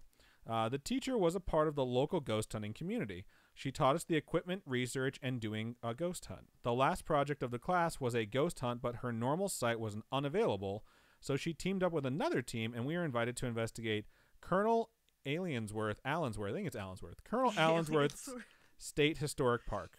And here's a little bit of history on the park. The Allensworth State Park is an abandoned settlement that housed the state of California's first African-American town. The park is 10 miles southwest of Early Mart, which just sounds like a weird name for a town, 40 miles north of Bakersfield, I know where that is, and sits in the middle of acres of fields dotted by one-story buildings. The town sits next to the railroad track that was the former Santa Ana line. Wow, that's cool. Is it? Yeah. You're like, oh, that famous Santa Ana line. I don't know what Santa Ana line is. Okay. So, okay, we know where it is. The town was the dream of its founder, Alan Allensworth. That's a solid fucking name. So Aaron A. Aronson. I knew you were going to fucking say it. We've watched that movie too much. So Alan Allensworth was the founder of this town. He was born into slavery in 1842, became a Union soldier when he joined the 44th Illinois Volunteers. Later, he became a Baptist minister and educator and was appointed as a chaplain in the United States Army. That is really cool. After being ordained as a minister, he worked as a teacher, studied theology, and led several churches. In 1880 and 1884, which is a quote from a South Park episode where they go to Frontier Village, he served as the only black delegate from Kentucky in the Republican National Conventions. In 1886, he gained an appointment as a military chaplain to a unit of Buffalo soldiers and served in the U.S. Army for 20 years. That's crazy. This is a lot of history, but it's good stuff. By his retirement in 1906, he had been promoted to lieutenant colonel, the first African-American to reach this rank. So this dude's badass. In 1908, Colonel Allensworth and his friend, Professor William Payne, an educator, joined Dr. Peck, an AME minister, Mr. Palmer, a Nevada miner, and Mr. Mitchell, a Los Angeles realtor, to form the California Colony and Home Promoting Association, or the CCHPA. This is feeling a little copy and pasted from a Wikipedia page, but it's history, so we'll keep going. The group finally settled on a site midway between Los Angeles and San Francisco with plenty of inexpensive farmland and several artisan wells. When the California Colony and Home Promoting Association, which is just a mouthful, it's not as easy as like SHIELD. So, well, have you ever watched? Oh wait, yes. No, you've never seen. I've seen the first Agents of episode where they S.H.I.E.L.D. say it sounds like someone really wanted Yeah. our letters to be SHIELD. I have seen that. So, anyways, these guys filed the Allensworth Township site plan with the Tulare County Recorder on August 3rd, 1908. It represented both the culmination of years of prior planning and organization and the start of what was to become the present town of Allensworth. Over the next 6 years, the town of Allensworth grew as a business center for farming and dairying, but the town declined with the depletion of soil. Alan Allensworth died in Los Angeles when he was struck by a motorcycle in 1914. They had motorcycles in 1914? Apparently. Or maybe it was a bicycle and it was going really fucking fast. So we don't know. They must have. So, okay. I think we're getting back I'm into just trying to think. The experience now. I don't know. I don't know. He was flocked by a He was flocked. Holy shit. He was struck by a flying drone in 1884. Oh my God. Figure that one out. I was in a team, one of 3 within my class. We were split into areas to investigate. Okay. There is a schoolhouse, a few homes, including Allensworth's home, and a general store. There is a hotel, and the class investigated from 8 p.m. to midnight and then got to stay in the hotel. So that's pretty fucking cool. But scary. Scary, yeah, but still. I mean, that's like, if you're ghost hunting and that's the experience you want, that's a pretty sweet experience. What if you investigate for 4 hours, you find something, you don't want to be there, and then you're like, Then you just leave. You're not stuck there. Just because you signed up for this thing, you paid for it, they're not going to put a gun to your head and be like, finish the class, bitch. Okay. Like, you just leave. Like, fuck it. I thought you were going to say, like, what if you pay all that money and you don't find anything? Which is what I feel like most people go through. And then you look at your pictures and you see a lens flare and you're like, there's an orb, which is bro backwards. Oh my God, I must be James Cameron. Oh my God, I hate you. So getting back to this, the first half of the night was full of weird knocks, or sounds. Is it J.J. Abrams? It's J.J. Abrams, but I was just going to keep going and just power you're through so it. sweet. Yeah, But I it's figured J.J. Abrams. That's the thing. All the lens flares. That's the thing about doing a podcast with your significant other is if you correct them, you're kind of a fucking asshole and they might get mad at you. But if you don't, and then the audience corrects them later, they might feel bad. So it's a fucking lose-lose. So I was like, I'm just going to power through this story. But, I mean, that's just letting you guys know. Just, so there's another peek behind the curtain for those of you who have not been watching us and just been listening on the audio or on the visual podcast. It's just been a fucking mess tonight. So I'm gonna get back to this, and I'm gonna let you finish. But Beyonce had one of the greatest music videos of all time. So is it albums or is it videos? I'm pretty sure it's videos. I don't know. Who the fuck knows? All I know is I'll call up Kanye T and ask him what it was. So I am ashamed to say that when I feel I am being graded, I want to follow the rules. Why are you ashamed to say that? So when we were told not to whisper, I snapped at my mom in the schoolhouse to stop whispering. She told me she wasn't. Later, another team captured EVPs of children running and giggling. It was right behind where my mom was sitting at the time. What can I say? I can be bossy. Around midnight, the official class portion was over and we could go to the hotel to sleep. The hotel only had one entrance that is used. The entrance leads into a kitchen, which the kitchen opened into a dining room that led into a long hall with 8 rooms and one shared bathroom between the dining room and the hall. I fucking hate shared bathrooms so much. It is restored, so it's all wood with a more modern kitchen, but no television, no phones, and nothing but a table and twin beds in the room. We had to bring our own sleeping bags. At the end of our class investigation, half of the class went to bed, but the rest were invited by the second paranormal professional team that was assisting our teacher to investigate further. So it's like you're getting a little bit more bang for your buck. I think I'm going to go. I think you would go to sleep. I hate you so much. She's making the international gesture for bang while mouthing the words bang. I don't think that's what's going on here. I don't think the other investigation team was like, hey, y'all want to bang? Like ghost orgy? Sounds good, right? Okay, I'll get back to this. So they're going to investigate further. My mom and I were like, hell yeah, let's do it. Again, not banging. The park ranger locked the one kitchen door from the outside so the others would be safe, in parentheses, as this park is in the middle of nowhere and all the homes are kept locked. We left on our merry way and reinvestigated. The schoolhouse was creepy and we heard a few knocks and the general store was quiet. I was sure I felt someone touch me in one of the homes. Don't say a fucking word, Robin. But it was the church that really brought the night to a head. We were sitting in the pews while one of the investigators began to provoke the spirits, which just sounds like a really dick thing to do. If you've ever watched BuzzFeed Unsolved, they like their first episode or something, they go talk to a priest, and the priest is literally like, "Don't provoke them. Don't like." Is that the one where it's like, "Hey demons, it's me, ya boy"? Yeah. Yeah, I've seen that meme. Where and so like the priest has told them, "Don't fucking instigate shit," and he's just like so.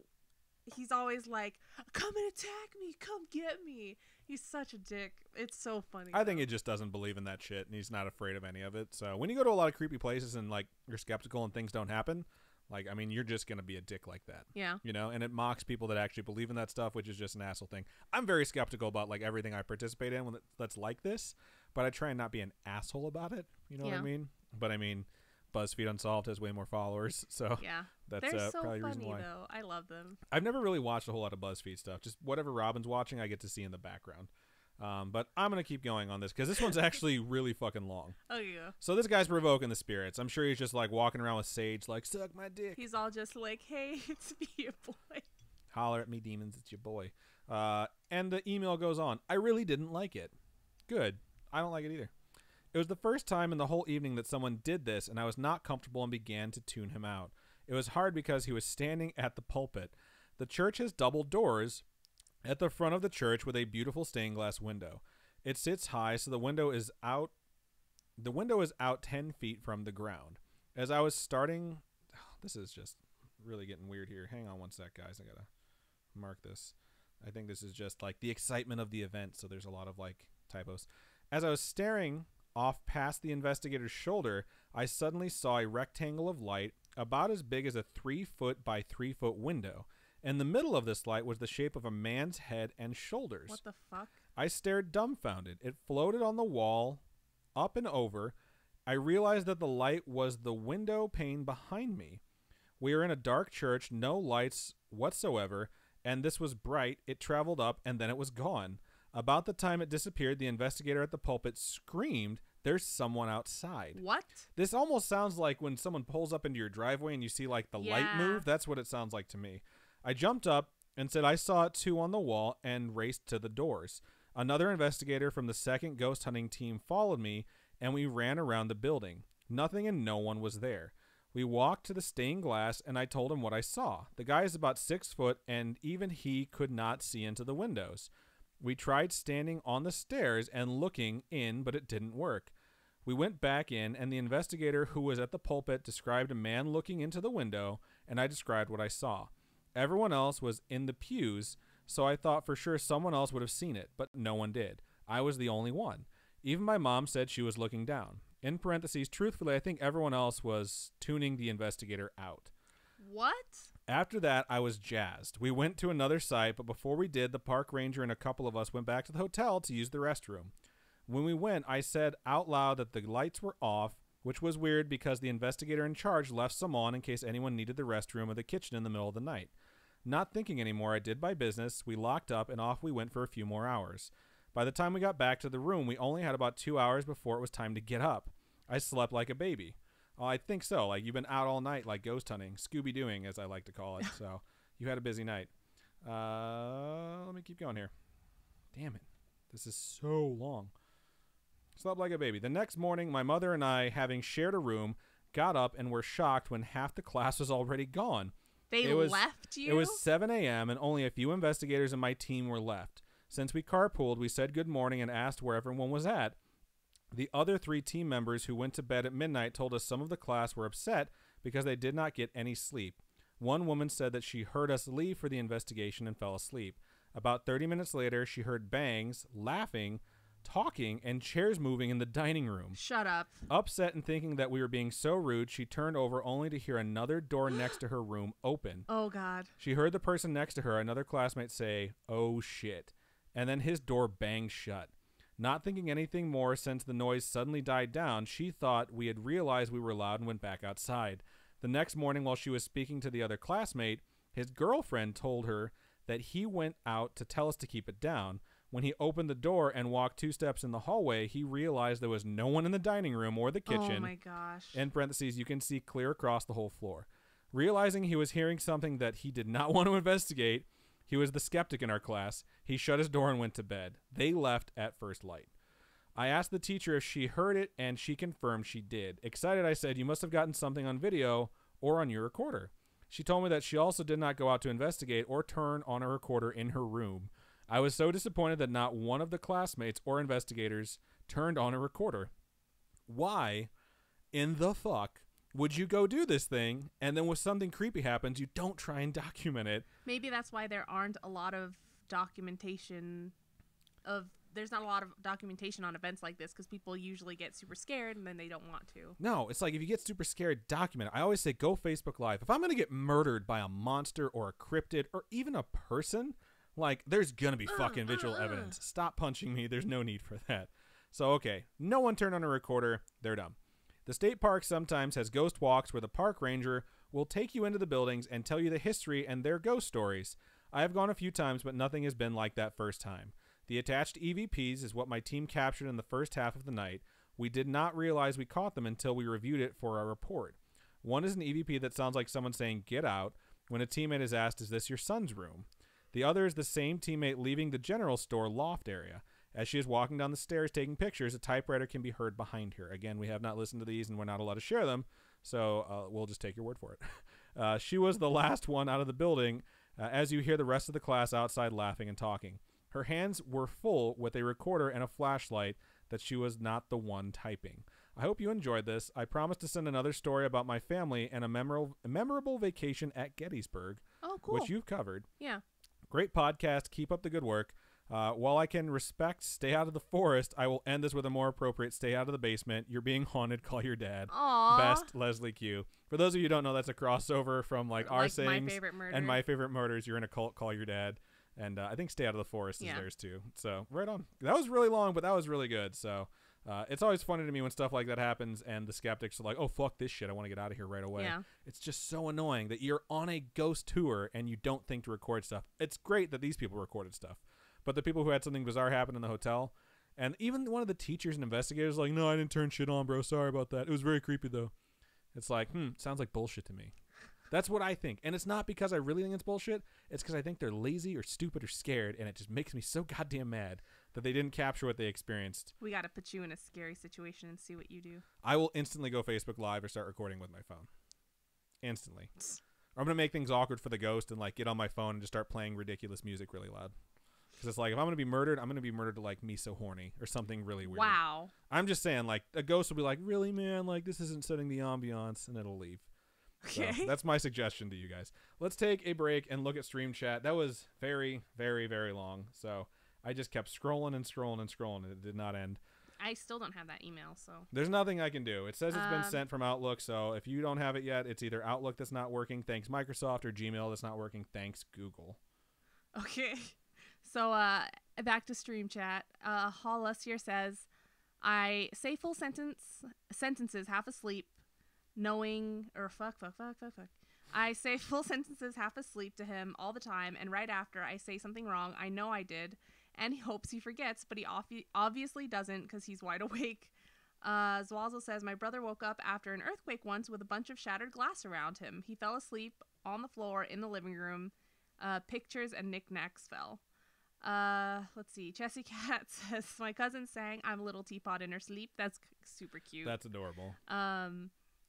Glitch says, "I had sleep meds once that made me sleepwalk, and I went to the front of the house and fed a glass lizard chips for an hour till I was found still asleep and talking to it." That's hilarious. So it was a glass lizard, like just a not a real lizard. In yeah, the house, like a sculpture. And he's trying to feed it chips. Or feed it. No, yeah, chips. I don't know. I'm so tired. Okay. If only you had coffee. It seems to not be working too No, well. it does. I drink so much coffee every day. So She's immune to it now, people. Chessy Cat says sleepwalking is always creepy. I think sleepwalking is the creepiest because I don't understand how that works. How do you do that in your sleep? it's mind blowing to me. And you don't remember it, which is the worst part. And sometimes you wake up during it and you're like, why the fuck am I downstairs? Or like, why the fuck am I outside? And those are just the worst feelings. If I would have woken up in the cornfield that was behind my house, I would have like had to have been committed. I would have lost my fucking mind. They need to stop making prawn that's like, oh, sleepwalking. Is that sleepwalking prawn around? Yeah, it's a thing. No, that's so lame. Also rape. That's fucked up. I know. So I'm looking over into YouTube chat. There's no talk over here about sleepwalk prawn. But there was a lot of chat, so much so that when I scroll to the top of YouTube only, I only go back to 743, and it goes round and round. That's the first thing I see. So whatever the fuck you guys are talking about, it was clearly very interesting. I do see feedback say I used to talk in my sleep a lot, LOL, which we did see before we started. So this should have most of it. So there's a lot of people that were just talking about the story that we were reading. My friend used to make sandwiches in his sleep is what Nat says over there. So that would be really nice if your friend sleptwalked and made you lunch for the next day. La la la la la. I'm sad Aaron didn't reference Alarm Man. I don't know who Aaron is, so my bad, dog. Is that you? Yes, it's me. It's R2P2. Okay.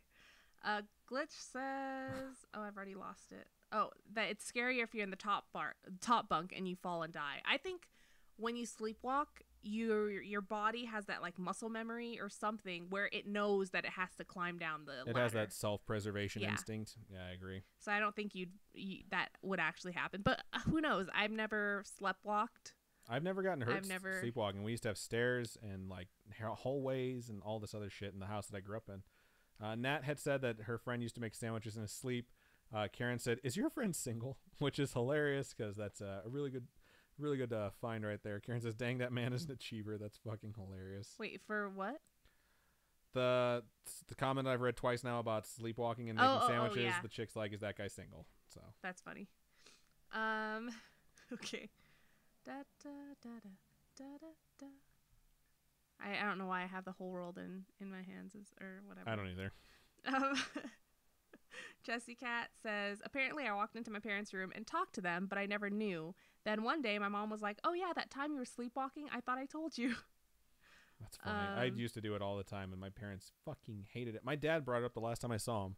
It's like, you remember when you used to do that shit? I'm like, no, I don't. I remember when you used to yell at me for doing that shit, but I don't remember it at all. So, fun. Are you already at the bottom of Twitch chat? Yeah. Twitch has been quiet. It's because everyone's on the YouTubes. Clearly. Actually, there's a lot of people over in Twitch, too. There's a lot of stuff in here. It looks like Karen and a few other people were giving lists of weird things they wanted to do when they were kids. Someone put on their climbing Eiffel Tower. I never had that on my list. I wanted to box a kangaroo until I realized that they will fucking kill you. Like, they will legitimately end your life. I didn't know kangaroos looked so scary. They're fucking big. I can't believe how... Because you see little baby kangaroos, and they don't look like that. They just look like little tiny...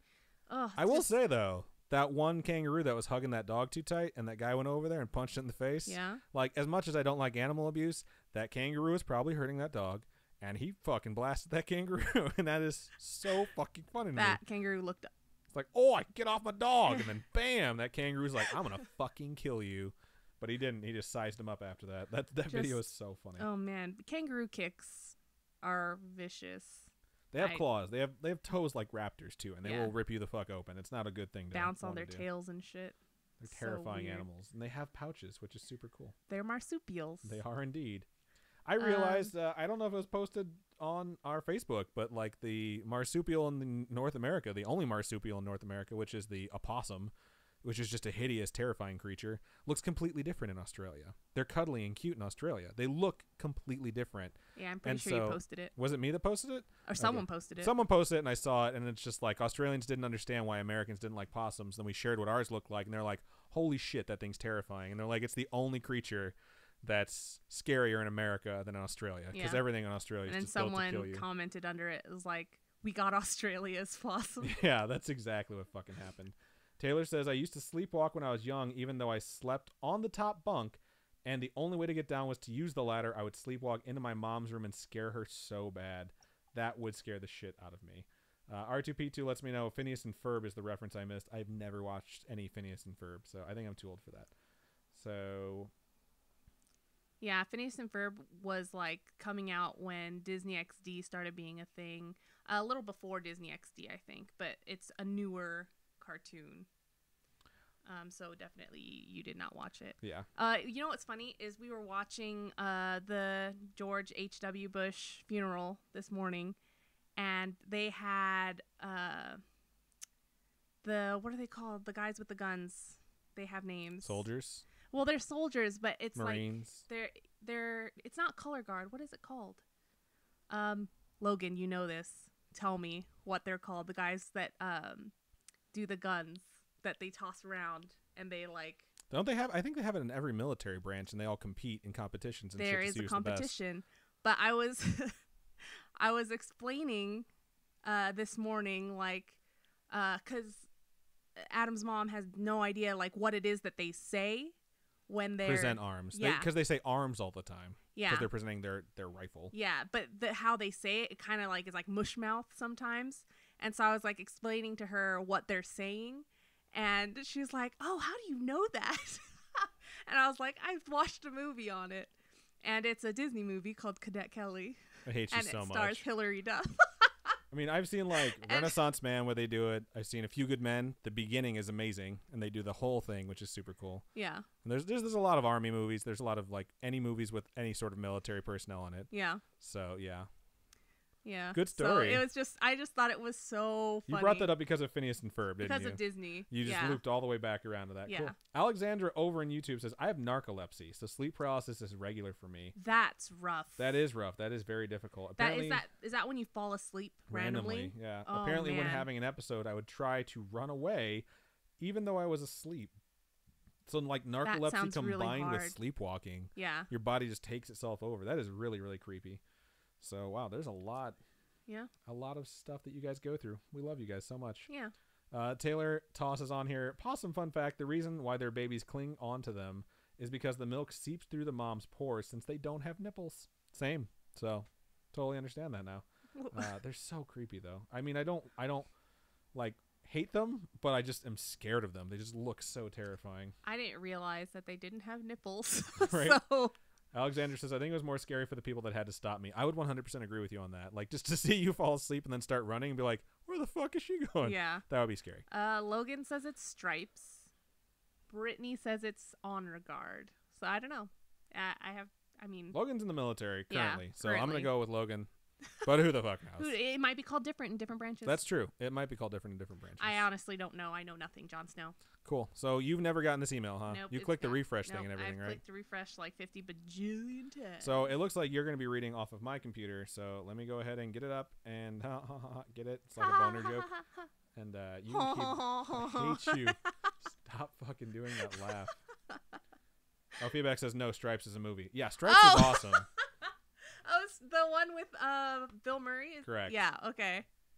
That movie has had so much of an impact on my life, and I fucking hate that it has, because I rewatched it recently, and it's not as good as I remember. But I do remember him talking about America, saying, you know what it means to be an American? It means that our forefathers were kicked out of every decent country in the world. And then he refers to us as the wretched refuse. Wow. And I really, really like that. It's just, I don't know. It was so fucking cool hearing that when you were a kid. Like, yeah, like we're the fuck ups, but we're all the fuck ups. And now we tell everyone we're fucking better than them. So it kind of explains some of the obnoxiousness of my country. Oh man, I just looked over at Twitch and there's like a whole bunch of chat and I was too busy looking at there that, okay. Let's see. Zwalzo says kangaroos look like werewolves. Not the face, just the strength of their body. Yeah, they look so scary. True. Feedback says the ending is shit, but boot camp part is the best. 100% accurate. Really? Yeah, it's totally true. The ending's not bad. It's just not as good as the fucking boot camp stuff. It's just like Full Metal Jacket. Like, as soon as they get out of boot camp, it's like, it's still good, I guess. Just not as good. Full Metal Jacket's fucking crazy, though. So yeah. I was going to say, that's like so intense in comparison. It is very intense. That's so funny. J.B. Watt's like, Cadet Kelly. I fucking love Cadet Kelly. I think that's one of the best Disney movies ever. And the one about the mummy. The Mummy? No, it's not called The Mummy, though I love The Mummy. Aqua Teen Hunger Force. No. That episode's so fucking funny. For those of you who have never seen Under Wraps. Are you fucking kidding me? That's what it's called? It's called Under No Wraps. wonder your puns are so bad. Shut the fuck up. Okay, so ha ha ha. I'm reading from your computer. You are going to have to Can read you from make my it any computer. bigger? Because I'm blind. Sorry, I'm reading YouTube chat. Alexander says, it was actually our good friend Connor / McShakenbake who was the one that had to stop me. In parentheses, we used to be housemates / best friends. Aw, that's cool. I hope you used to be housemates, but you're still best friends. Yeah. Everyone deserves a best friend. All right, so I'm going to try and make this bigger for you. Ha ha ha ha ha ha. Yeah, how's that? You didn't make it any bigger. I made it 40% bigger. Okay, you're going to make it like granny status because... How's that? Okay. Yeah. Is that going to work? Sure, you're going to have to scroll for me. You could just press the button yourself. That also works. Oh, how do I do it? You've never used a laptop? Just stop. Just get away from my computer right now. I'm trying to get this all set up for your eventual just like destruction of whatever. If the stream randomly stops, it's because Robin pressed a button somehow and killed everything. So, okay. This is the reticle right here. Just press this to make it go down. Okay? Okay. Are we good on that? Yeah. I'm going to move my microphone out of your way, and I think you're ready to go now. And this is probably going to have a ton of spelling errors because it hasn't been proofread. So all right. you can turn it towards you more if you need to. Oh, cool. Thanks. Just don't knock everything down. I'll do what I want. Okay. So this email is titled... Transition. Do another transition. This is your last one of the night, right? This is my last email of the night, and we are so sorry that it took so long to figure this out. And for those of you watching live. For stuff. those of you listening, this has been edited, and it sounds beautiful. You're welcome. So it's titled, Not Ominous, Deer / Turkeys. That's just a great title. Okay. So, I know I sent a painfully long email last time, but this one is short, and I have a couple of listener stories for you. Maybe one, I don't remember. Let's see how this goes. If you end up having a Happy Ghost episode again, feel free to use this for it. I like the Feel Good episode, but that episode was not as popular. The Feel Good episode is our worst rated episode ever. Not rated, just worst download numbers. So the first one is sad, but kind of reaffirming. Shout out really quickly to Feedback, who just donated 100 bits. Thank you so much. Thank you. It just says PogChamp. You're going to want to move your microphone. There you go. I can't. Just don't touch stuff. I need to mark stuff when it's screwed up. So. Okay. The first one's sad, kind of reaffirming. I had 3 uncles on my mom's side, and in 2016, 2 of them died months apart.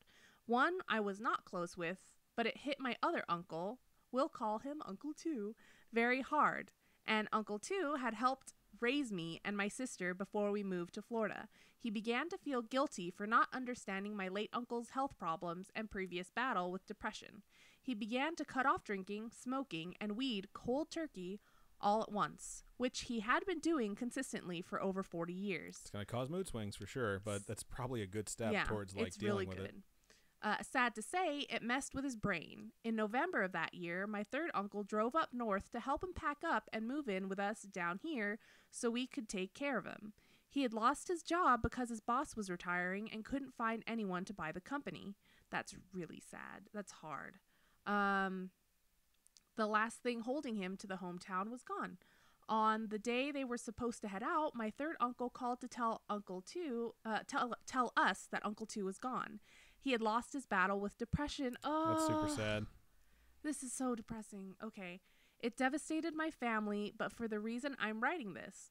My third uncle had said that he had 2 experiences that made him believe Uncle 2 was okay. Uncle 2 was an avid turkey hunter in the season. Also being in New York, there's a shit ton of deer. The night it happened, Uncle 3 had gone back to the house he had been staying at, and after dinner looked out to see a flock of turkeys just chilling in the backyard. Oh man, free turkey. I will deep fry those things so goddamn fast. This was not... Oh man, I can't wait for fried turkey for Christmas. This was not an area that turkeys normally go, as it was too populated, and you rarely find them in such a large amount. Kind of creepy, seeing as it was dark as fuck out, but I think it was a sign from my uncle. Several days later, once Uncle 3 had to deal with police reports going through belongings and whatnot. As he was about to officially leave my Uncle 2's place, he looked out the window and asked for a sign that he was okay. He then sees a deer coming out from the edge of the woods and walks up to below the window and looks at him. I think that was a sign from my uncle that he was okay and everything was all right. But of course, he wanted to make sure we knew. Weeks later, he also came to my grandmother in her dream to tell her that he was okay. as she was a wreck over losing 2 sons in the same year. That's really, really rough. I'm glad he reached out to them both, and even though I don't think I ever got a sign from him, I've been living a healthier and better life since his death, and I like to think he's doing something up there in the nether for me to help me get to where I've gotten since he left. Hope y'all have a great week, Lex. It's a really, really good email. It's a really good story. It's really, really important to have such a positive outlook when something that sad happens. Yeah. Because it's really hard to do. It truly is. Yeah. So, awesome. Lex, Yeah, thank you so much for sending that. much. We really appreciate that. And, I mean, for those of you who struggle with stuff like that, it's always nice to hear from people who tell you, like, I'm in a better place now. And, like, I know some of these emails can kind of trigger people, you know, and it kind of needs trigger warnings every now and then. Yeah. But at the same time, sometimes it's really nice to hear, like, hey, like, this has helped me through. Even something incredibly sad, like someone losing their battle with depression, Right. can still, like, mean something to someone very deeply. So, I'm not encouraging anyone to lose their battle. Just keep fighting the good fight, and things eventually will get better. So, we love all of you. Yeah. Thank you guys so much. What's that smile? What's that smirk that you have? Amber on your face? was just saying, I was thinking about motocross the other day and how hot Dean was. And it just made me laugh because I love motocross. Like, that movie is so good. And it's just, what's horrible about it, though, is, like, it's supposed to be about some twins, right?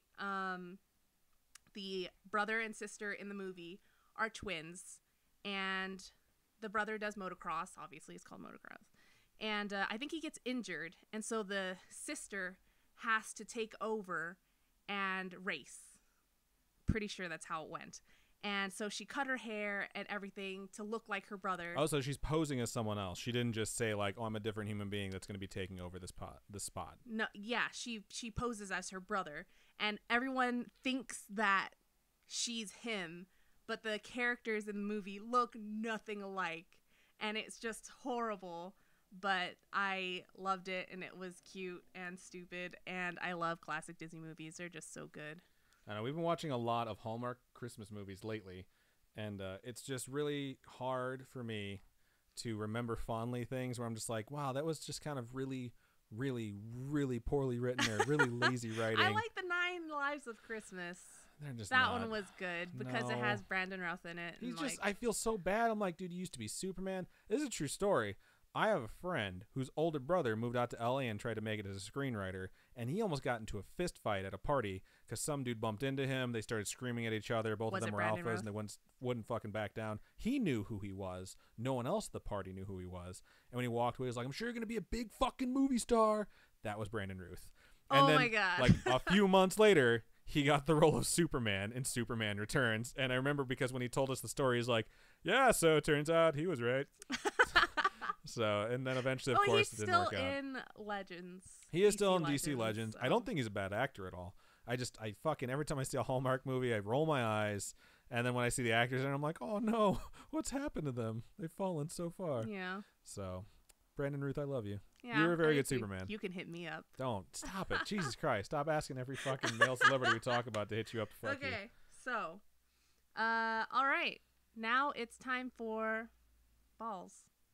Is that what it's called? Yeah, I'm looking over at Stream Chat because there's a lot of things that came up. Oh, okay. Looks cool. like a couple people went to sleep. I understand this is very late for some people. Yeah, sorry. It looks like Alexander said, oh, we're not anymore, so that makes me very sad. What? It's always sad when people aren't friends. Connor was a big part of my life and was the only person for such a long time to help me with my narcolepsy. Was diagnosed just after I moved in with him, but now we have both moved on. Oh, I mean, hopefully everyone's, in a better place right now. So my favorite Christmas movie is Die Hard. Fuck yes. I have argued with so many people that it's a Christmas movie. That's why I posted that on the Scariest page. I got a message at 11:30 last night saying, I totally agree, it's a Christmas movie. What about Die Hard 2? And I think they tried a little too hard to make that one feel like a Christmas movie. That's the thing with sequels. They try to make it exactly the same, but different. They basically remade the same movie a second time. Don't hate Die Hard 2. Die Hard 3 is fucking amazing. This is all stuff for the movie podcast. I'm going to do a quick 15-second movie trivia. Don't know if you know this. There was a script bouncing around Hollywood named Simon Says, and people liked it, but they could never get it made until someone snagged that script, changed the main character to John McClane, and added on a little bit of a different ending with that twist in Die Hard 3. And that is why that movie is so fucking good, because it's technically an original work that they just added in someone else's character into.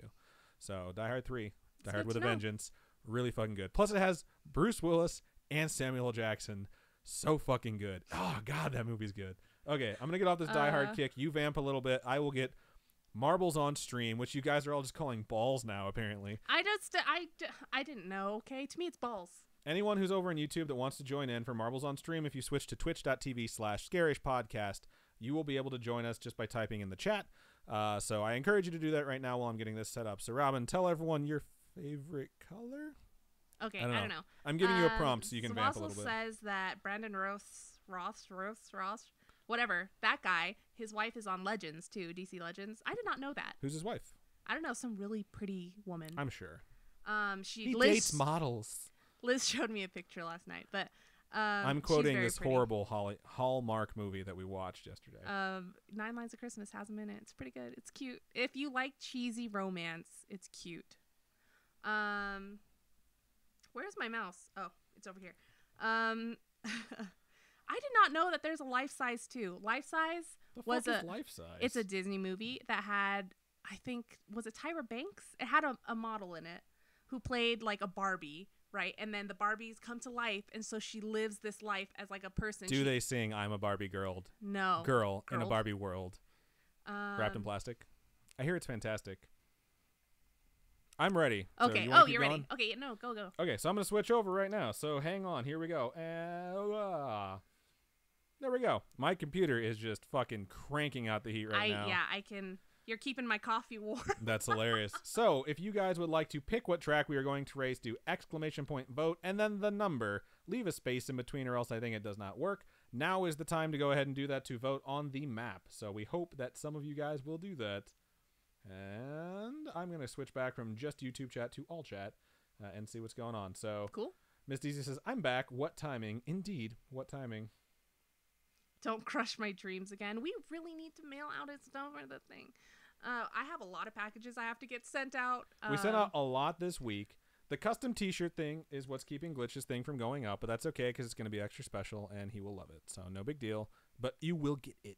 We promise. So it's hard when there's limited funds and lots of bills to pay. Yeah. So it's just we have to wait for the monthly donations to kick in from Patreon, and then we're able to try and go out there and get some of the stuff that we need to fill orders and stuff like that. So it's no big deal. Ugh.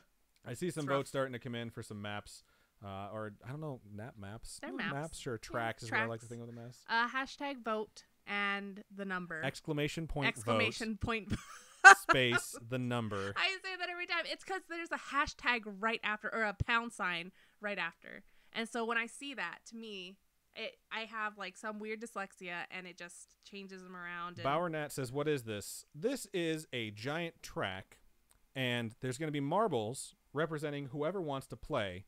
That gets raced to the end, and whoever wins we send stickers to in the mail. We're just going to send them to you, and you can vote on what track you want. You don't really know, it's just like whatever fun name, it sounds good. And then once we get into the track, you can type !play and join, as you'll see, people do.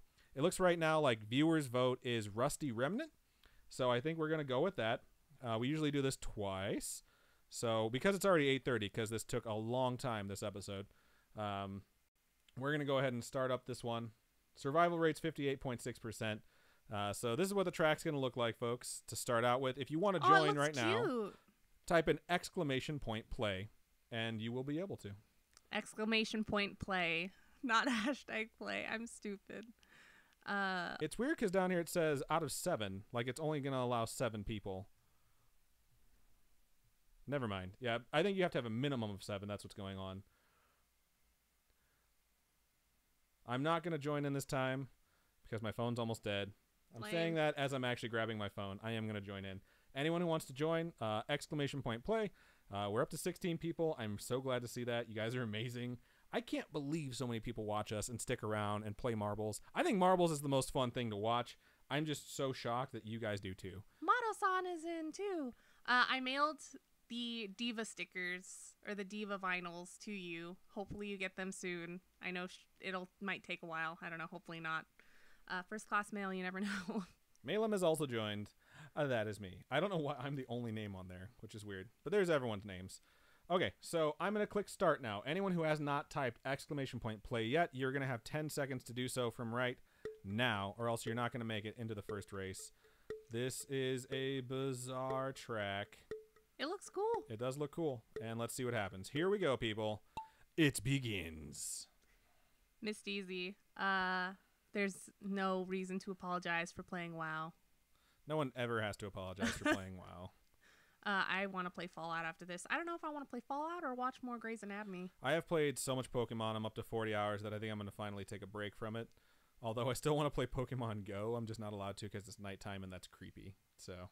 Why is that creepy? Because you want to like walk around I town hope those and things stuff. don't launch people off like last time. That was so fucking bizarre. Looks like Hollussier is in the lead. Mr. Easy. Everyone's kind of neck and neck right now. I like this track so far. There's a cluster of people behind that are going to have a lot of like makeup to do. What's the green These are one? like neck and neck. That's you. That's the Robin Grace. I don't know why it made you green. I don't know how these colors work. I don't either. But Madosan is in first place. Oh, it says Pave Paradise is. It doesn't know who's in first place right now. Madosan is in first place. Apparently my PS4 Twitch, which is exactly 10 seconds behind my phone Twitch. That's fucking hilarious. Yeah, it's always weird too, because if we have like a projector up here that shows us what everyone else is watching, this is terrifying. That looks so cool. Who it's designed loop-de-loops, this but to one? keep people from falling out, so that's nice. Wow, Hollussier just shot right past, and Pave Paradise is giving them a run for their money. Someone just died. Who was it? Is it me? It was JB Watt. Sorry, JB Watt, you are deceased now. This is going to get a little bit complicated to see who gets out of this first. This is going to be a spot where all you folks that were behind can catch up. It looks like some of you guys are sitting in the middle. I think Feedback, Rob and Grace have made it through. Madosan is still in the lead. Akasuna has died. Rip. Wow, Madosan is going to go like wire to wire on this. Maybe even challenge the track record of 3 minutes. It says the local record is 3 minutes and 37 seconds, and that was Glitch Grim. So we'll see if you can pass him up. That local ghost ball is the record. So that's not Glitch Grim's current ball. It's the ball from when they won. And it looks like you've taken the lead, Robin. Thanks. In which case, it would go to the second place. Because we're not going to be those assholes who are like, well, we won, so you guys get nothing. Alice in Wonderland is catching up, though. Is J.B. Watt a fan of J.J. Watt? You say that literally every episode. Does he say no every single time? I think he's just said, like, I don't know. Okay. I don't know. I don't know. I just make jokes about J.J. Watt all Miss the time. Deezy says, rigged. I totally agree. Robin has totally hacked this. She's hacked our mainframe. There's two paths that diverge up there, and I think it's very interesting to see if someone can catch up and pass Robin. I wish I could just launch one of these fucking marbles off. Why? That's cheating. Yeah, but I'd only do it Holy to you. crap! You almost shot that gap. Now someone else. so excited. Someone else is going to catch up. Feedback, Alice in Wonderland. Alice in Wonderland went over the edge and has died. Feedback is getting caught up. There's Glitch Grim's ball. That's why Glitch Grim has the record for our tracks. I thought I was he made it blast through there right so through easily. There, man. You're still not making it through. I think Feedback's going to make it through.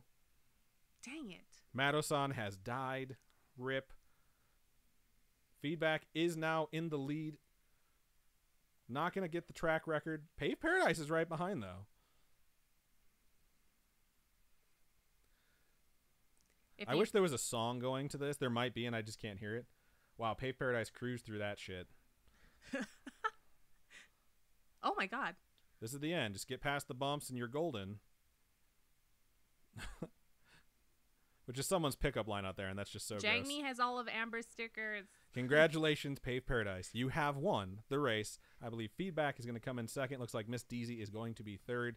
Although Sacred Infinity's watching. I didn't realize Sacred Infinity had joined. What up, CJ? Thank you for Amber, joining us. go to Jagme's house and pick up your stickers. Sacred Infinity was in third place, and then it just said that he died also. So that sucks. So we're going to let this finish out. Think of the tracks that you saw last time, and think of the fact that we're going to do this one more time. And you can vote for it because we usually get maybe half the amount of votes on tracks than we get balls or marbles. So just in case you guys want to toss your name in there, like participate. You want to vote. Like voting's your right. You got to fight for your right. To party. To party. With these balls. Indubitably. To party with these balls. That got really weird. Cool. We're smaller now, so people can't really see when you do the ball twiddly thing. So. Okay. We're almost done. We have two more people. Me. Really? Yeah, I'm 9th, and Wild Callie is 8th. So let's just see where those people are. I think one of them is just hanging on the rim. Wild Callie has died. I'm still trying to make it through here. I've had a rough go of this one. Oh Like, wow, I'm so you're far away. so far behind. We don't need to see the rest of this. We know. But I want to get everybody their points at the end. Oh yeah, that's true. It does collect points based off of where you finished. It looks like Neon. Oh god damn it! I died. Neon Cars 33 says that's so cool. Oh my god, sorry first Twitch stream. That is totally okay. We're glad you joined us, and we're glad you're enjoying this because we hope to have more people join. It's a nice, fun way to end the stream. Especially sometimes we have really, really heavy emails. You know what I mean? So this is just something that we can all just kind of enjoy. Okay, so only 7 people actually finished. You got smashed out of there. Yeah, I did. I got murdered. And looks like Pave Paradise. That's the first win Pave Paradise has had. And is that correct? No, she's won before. I think these stats have reset. So, but everyone got seasons? their points. I think it's every month it resets. Ah, okay. So 7 points. Yeah, it is seasons. Good call. So let's go ahead and get another race up, and then we will finish out the show. Because this has been a long one, ladies and gentlemen. Yeah, we are so sorry. Emails weren't working. We had 2 emails in this batch that were repeats. Don't know how the fuck that's happening, but we'll get to the bottom of it. So we'll get there, though. All right, so if you want to pick a track right now, ! Vote, space, and then the number of the track that you would like to race. Go ahead and put those votes in, and we're just going to let you guys pick again.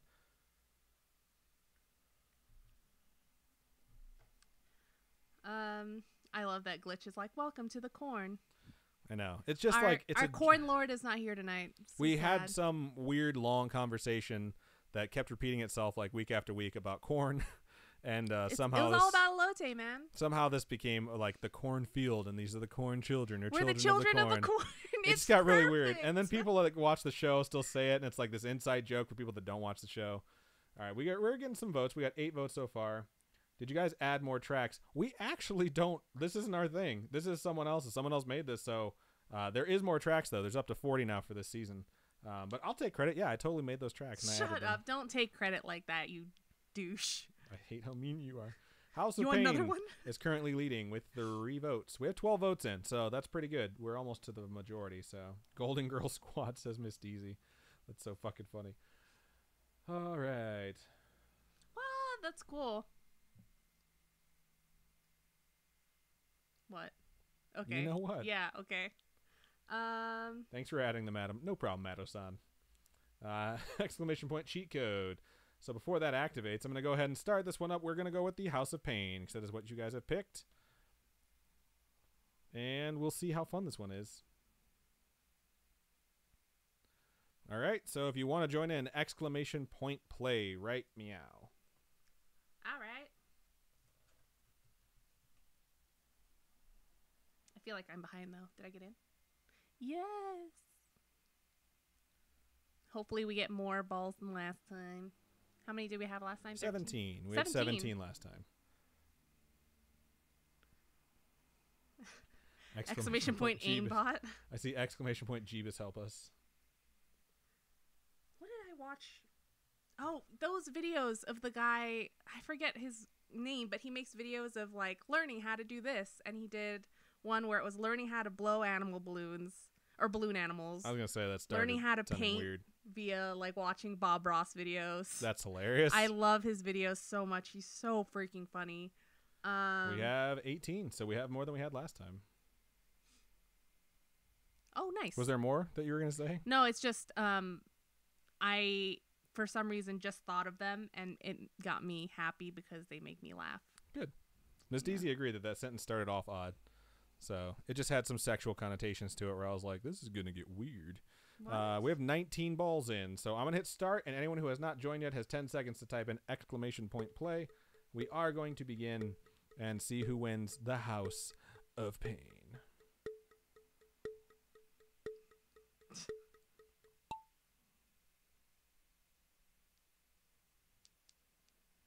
Oh my gosh. You're getting so knocked horrible. around a little bit. So painful. Get it? Get it? Why do you have to use that accent? Swazzles appears to be in the lead, but it is a really tight race right now. Neon Cars 33 has taken the lead. Have we done this one before? I think we have done House of Pain before. There was an open side back there, so I think some people are going to fall off. Oh, there's one. Chessy Cat has died. Rip Chessy Cat. It gets... Oh, he snuck through. But Alice in Wonderland is just fucking flying. It gets really difficult sometimes matching usernames to real names. Because some people I know their real names, so it's like trying to remember. Right.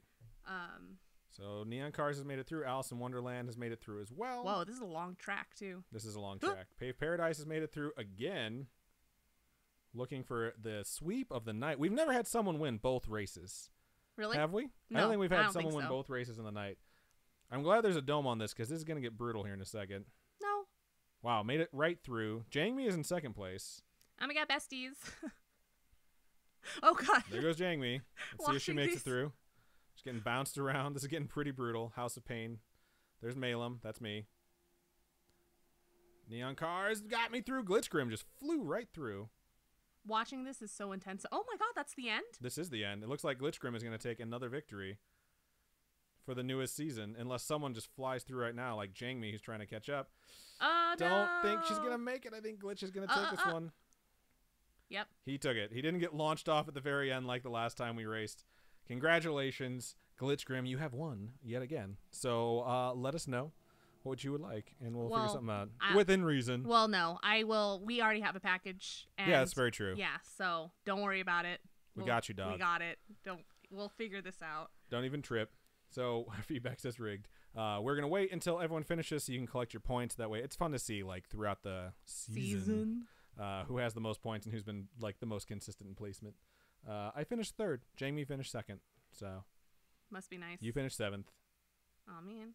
143 AM has finished 8th. Akasuna was 6th. I don't know why I'm doing these out of order. Neon Cars is 5th. Sacred Infinity is 9th. Pave Paradise is 10th. And I don't know who's left. But we'll wait and we'll see. For something named House of Pain, that wasn't very painful.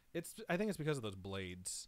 But they put like a cover on it. You know what I mean? Yeah, so nobody dies. Yeah, it's just you're going to get knocked around a lot. So I think only 1 or 2 people actually died. I know Chessy Cat died right away, so... Oh, that's so nice of you, Glitch. Okay, so Neon Scars, email us at storytime@scarish.com, and then we will... What are they emailing? Because... No. Tell them what to email us. Oh, yeah. Email. I was literally about to say. Let us know your mailing address so we can get you a Scarish sticker. Thank you, Glitch, for donating your prize. That is very gracious of you. You're done vamping? Yeah, I'm done. Sorry. Okay. I was like staring, like, what is he doing now?